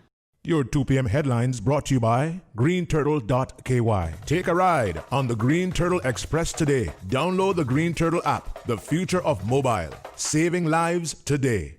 Green Turtle, modern solutions to get you through the new normal. Download the Green Turtle app now and top up yours or a loved one's phone with any mobile carrier in any destination. Home delivery of laptops, tablets, phones, accessories, and iTunes and major online retailer gift cards. And now, home deliveries of groceries and courier service. Guaranteed delivery within 2 hours from 9 a.m. to 3 p.m. Visit their list of products at greenturtle.ky or download the Green Turtle app today. Green Turtle is not only the future of mobile, but today it can help save a life. Take a ride on the Green Turtle Express today. Download the Green Turtle app, the future of mobile, saving lives today. For the latest in news and information, follow Radio Cayman on social media, Facebook, Instagram, Twitter. Download the Radio Cayman app or log on to our website, radiocayman.gov.ky. Your voice, your choice, your radio. Talk today. But I do have some questions. Talk today. Cayman Islands' foremost listeners' participation program. Talk today. Because there are more questions than answers. What the public is saying. Waiting to take your calls right now. Sterling Dwayne Ebanks.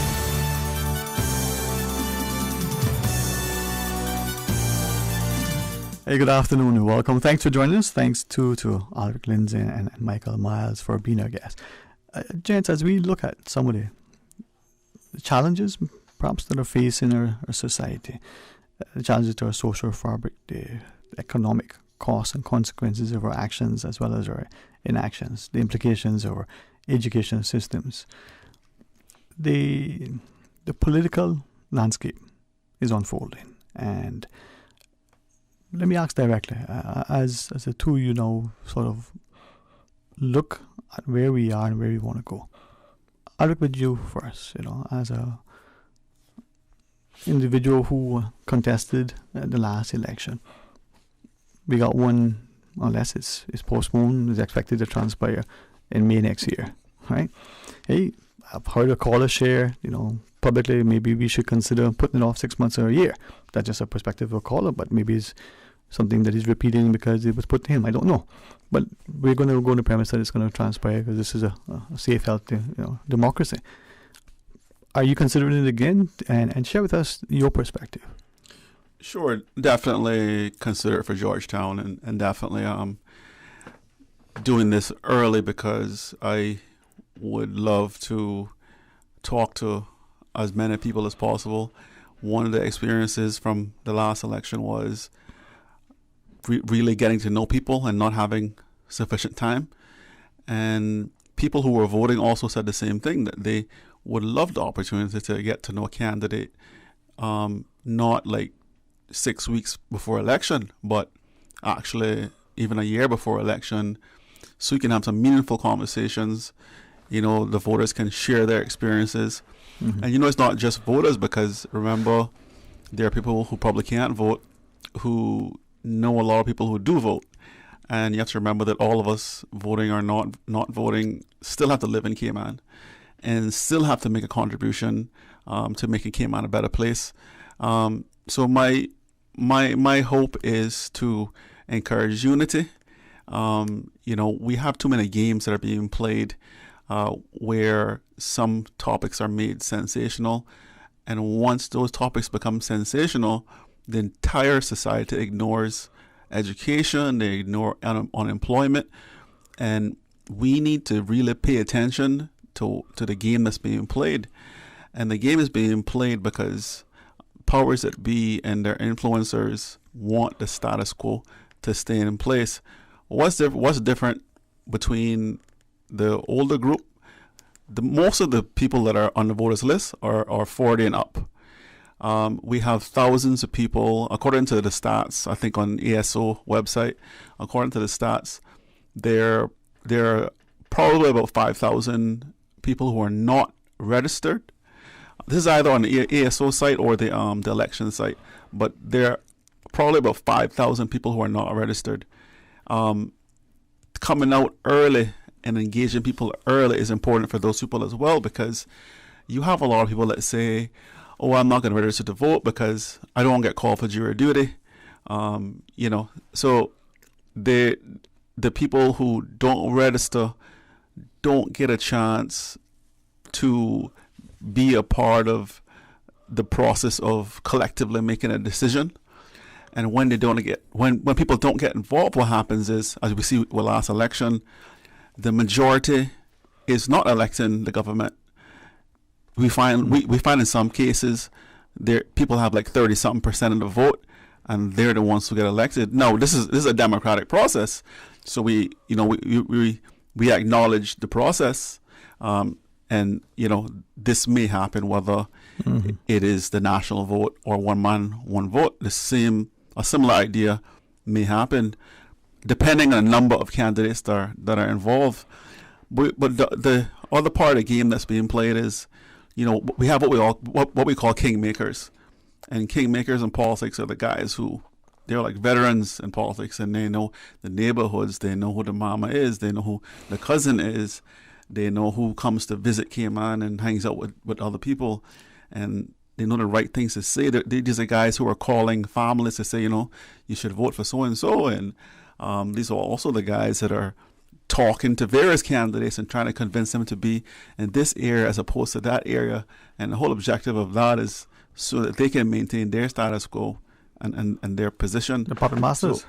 So I think engaging people early is super important for the purposes of information, sharing information, and gathering information on all sides. So sharing information from my end as a candidate or potential candidate, and also sharing the potential voter or resident, sharing their concerns as well. We shouldn't rush the process over 6 weeks before election, and going by and asking people how their mama is, and then you get in.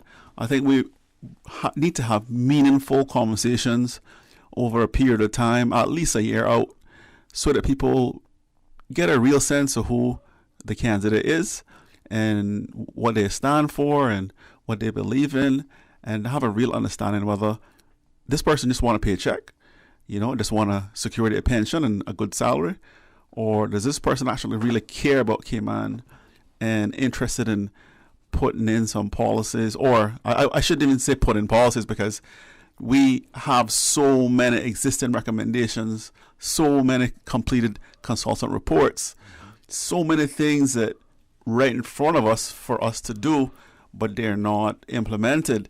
And sometimes they're not implemented because the status quo wants things to stay the same. But if we really want to move the country forward, we need to look at the benefit of implementing these items that will make the whole country a better place. And we need to stop with this division. We need to stop, the inciting from sensational topics to both divide us and distract us from really important issues that will raise the level of all our people. When you look at something like education, on the surface, when you look at the reports, and I have to say that, Michael's looked at a lot of these reports. I've looked at the reports.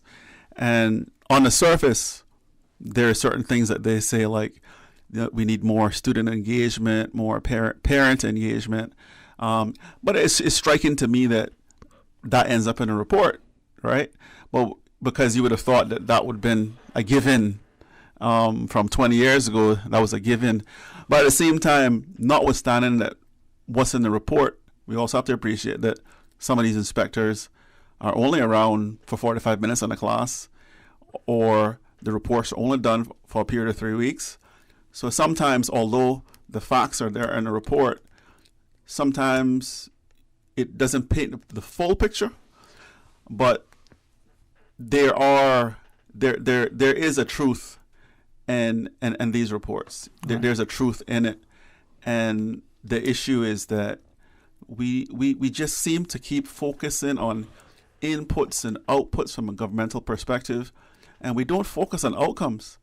And it's to me, it I feel bewildered sometimes that some things seem so straightforward to implement. It's just there for you to execute, but it's just not executed.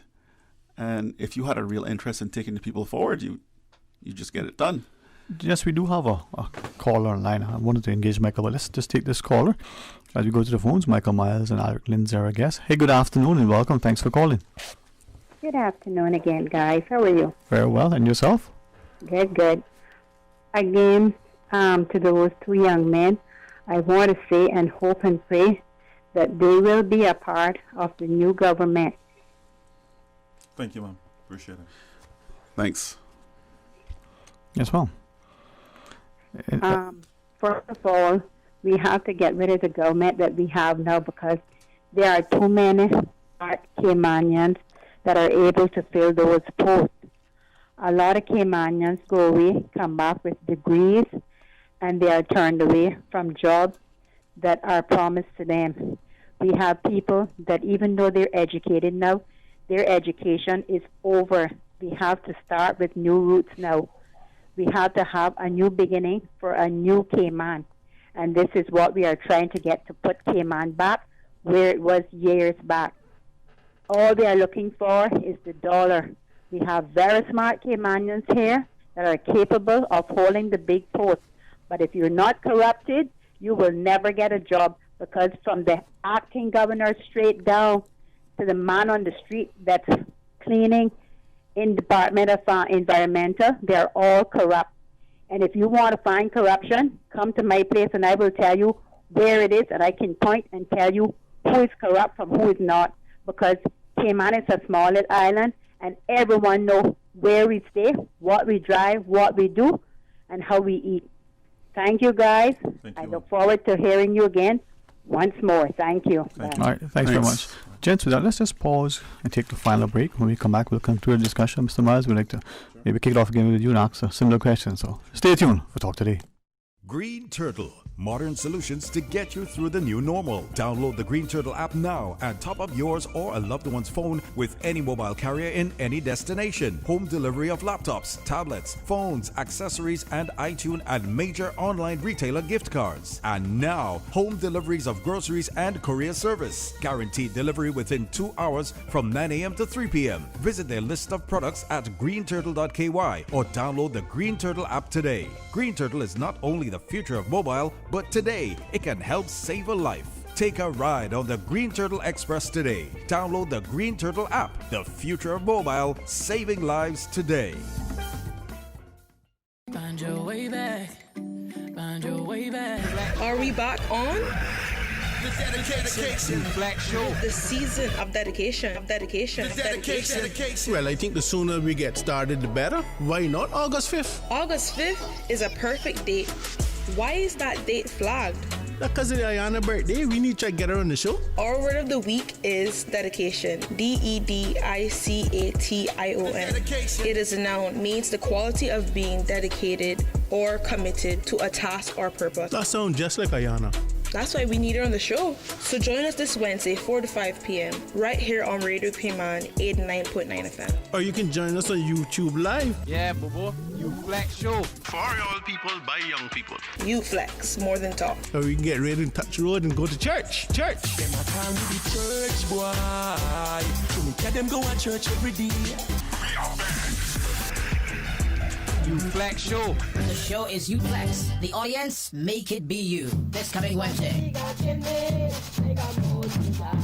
reckon You Flex more than talk. Fidelity Bank would like to thank all essential workers. We salute your efforts and thank you for the sacrifices you've made to keep us all safe. During these challenging times we're facing, our top priority is the health and safety of the communities we serve. And while it's true that things are changing rapidly every day, one thing that will never change is our commitment to giving you the best in sound financial solutions to help you during and after the coronavirus pandemic. At Fidelity Bank, our focus will always be you. Fidelity, we're good for you.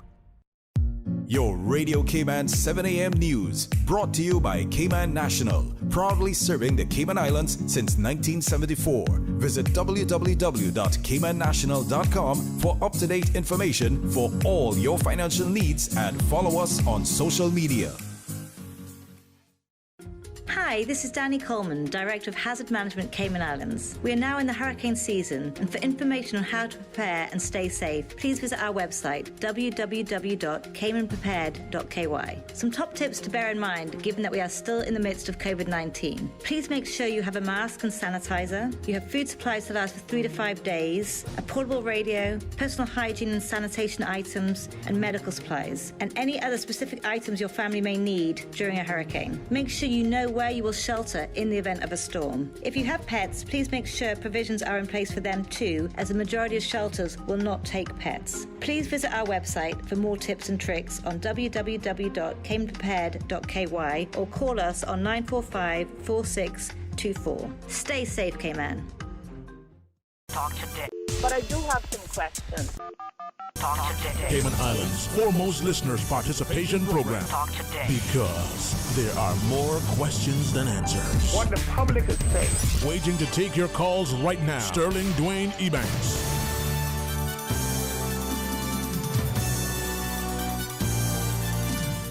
Hey, good afternoon. Welcome back. Thanks for joining us. And again, thanks to Mr. Alric Lindsay and Mr. Michael Myers for sharing with us. And gentlemen, if I say this improperly, help me.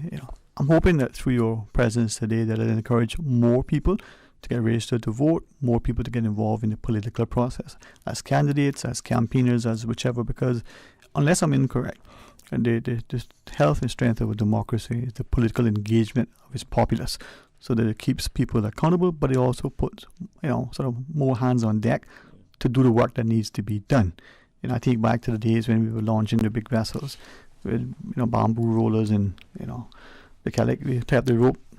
It was one person. And then after it was successful launch, there was a celebration. So many people need to contribute collectively. Absolutely. I mean, we cannot, I don't want to go down this road where we are telling people how to live their lives and what to do in their families.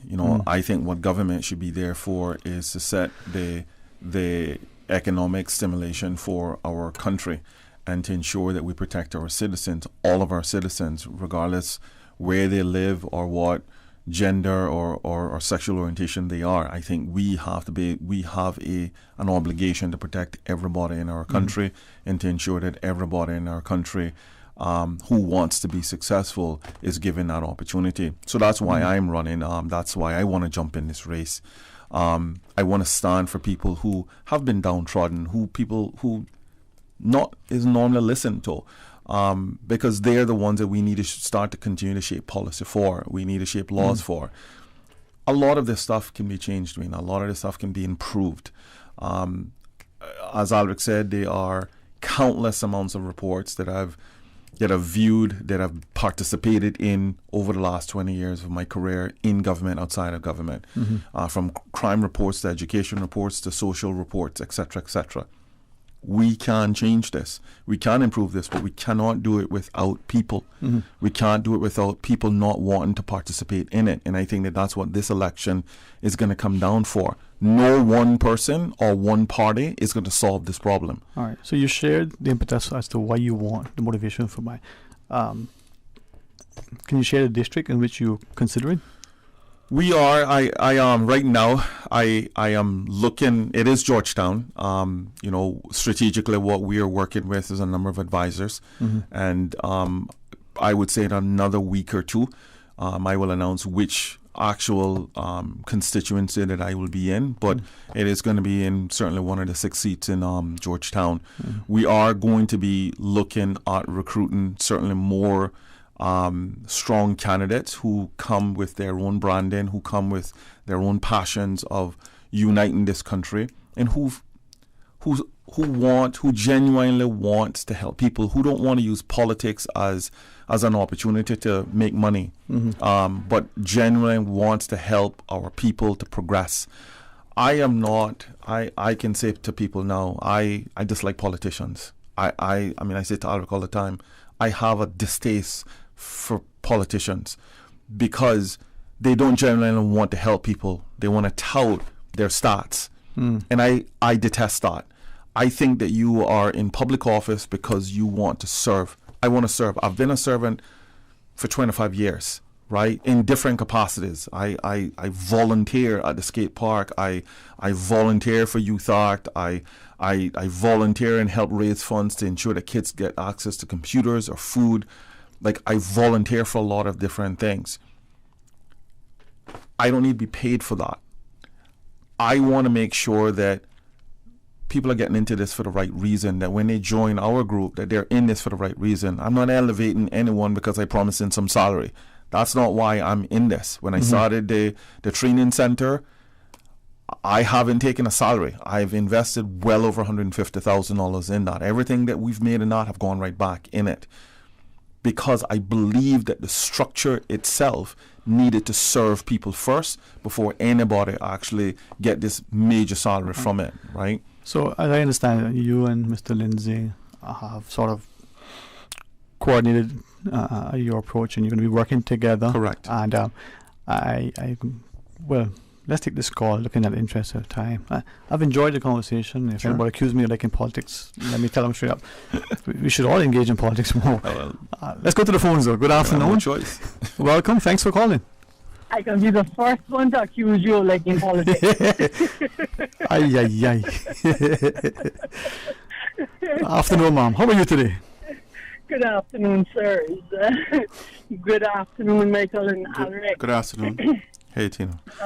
Congratulations on your declaration. We waiting for you, Katina. Now you guys know reviewing yourself. Thank you.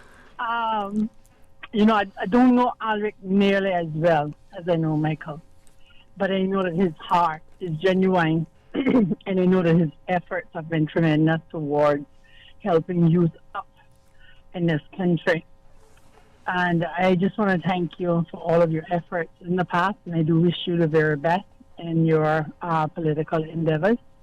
Thank you. And yes, if we can reknit and patch, fix, smooth out our social fabric, our financial standing will remain stable.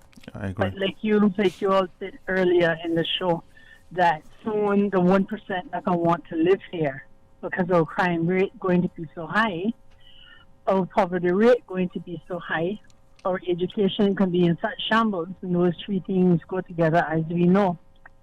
And I am very confident that if you are in a decision-making position, that the country will be better off. And Mr. Lindsay, thank you for all of your efforts in the community as well. Hey, I'm almost a West Bay now, you know. You know that, right? You know that. Anyway, gentlemen, I wish you well. Thank you. Appreciate it. Thank you. Thanks for the call. So, gents, with that, as the caller shared, and as you just immediately prior, you're probably two of the first, perhaps two of the. I'm trying to think, has anyone else made any declarations that they're going to be strongly and seriously considering contesting the next general election? Not that we're aware of. I mean, I'm certainly looking forward to. I think for us, we're open to talking to different people, and some people I think were not satisfied with the way things happened. Last election, people crossing the aisle, parties that previously didn't like each other all of a sudden coming together because it was convenient to do so, to stay in power. So we have all sorts of people in the society that just want to change, and they may realize that some people may have worked for a certain party at some point, but that doesn't mean that they aren't interested in a real change in Cayman. So we're trying to have an open mind, and we want to work with people of a like mind. I strongly believe that, we don't know. We saw what happened on the surface with the last election when the government couldn't be formed. The people wanted independence to be in the last government, but for whatever reason, like I said, we always have to dig deeper. We only saw the result on the surface. The result on the surface was that the government was not formed by what the people said they wanted, which was independence. So I think we learn from that lesson, and we know that it takes teamwork.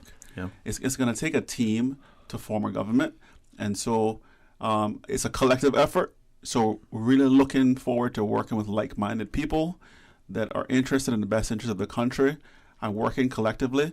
You don't have to agree with everything the person says, but there's some core issues that you have to think about in the best interest of the country. So forget about what you personally feel.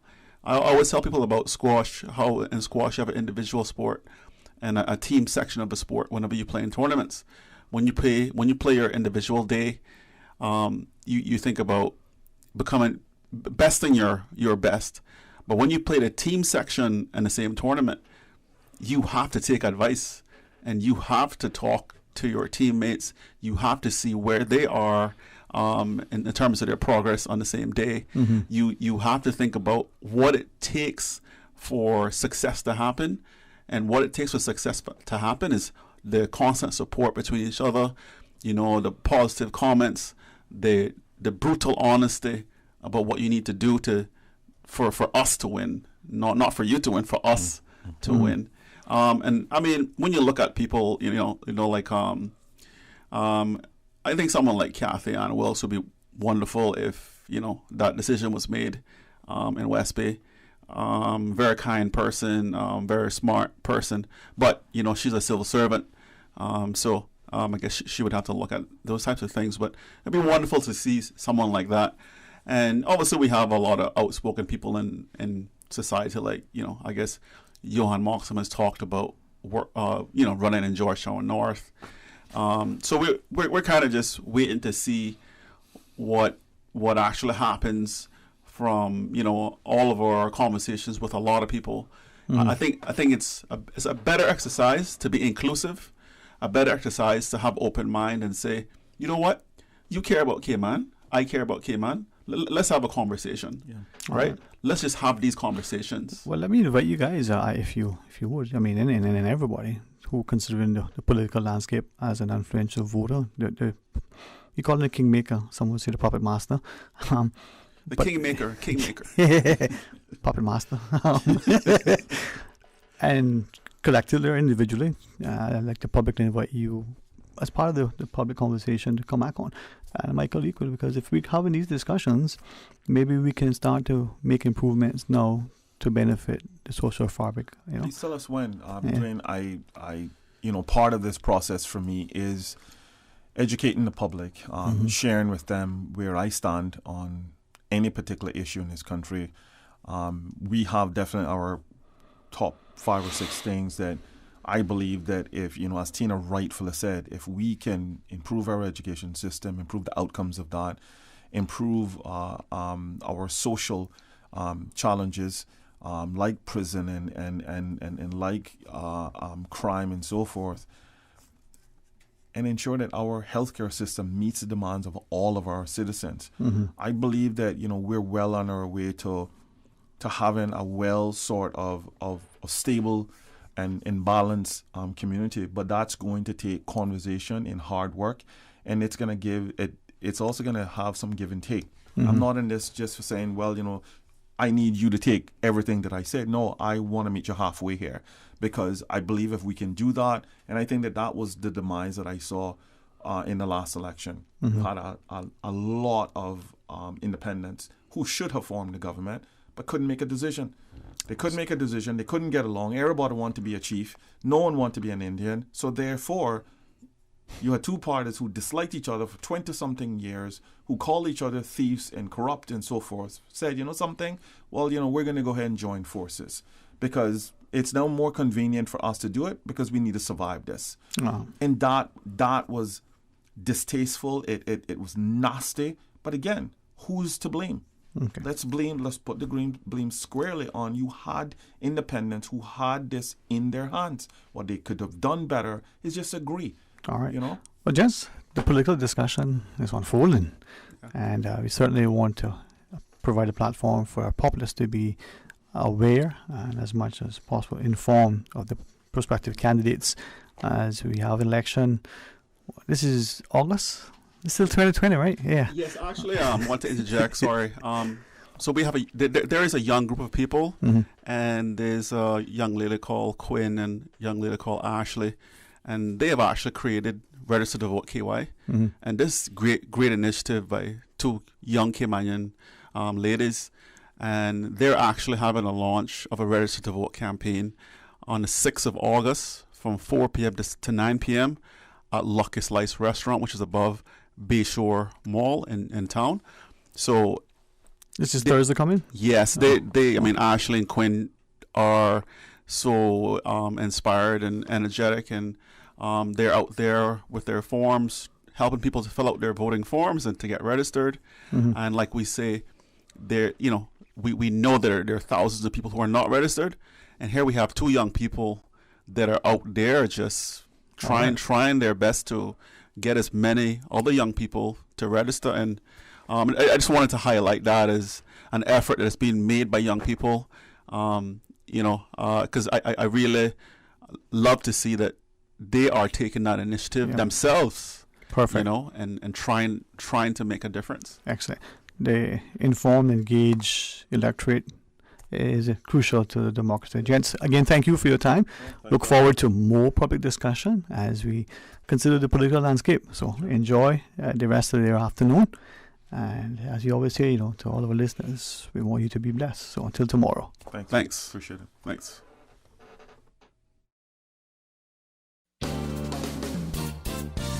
Talk Today is brought to you by Fidelity Bank. For all your banking needs, visit fidelitygroup.com. Fidelity, we're good for you. Also brought to you by greenturtle.ky. Take a ride on the Green Turtle Express today. Download the Green Turtle app. The future of mobile. Saving lives today.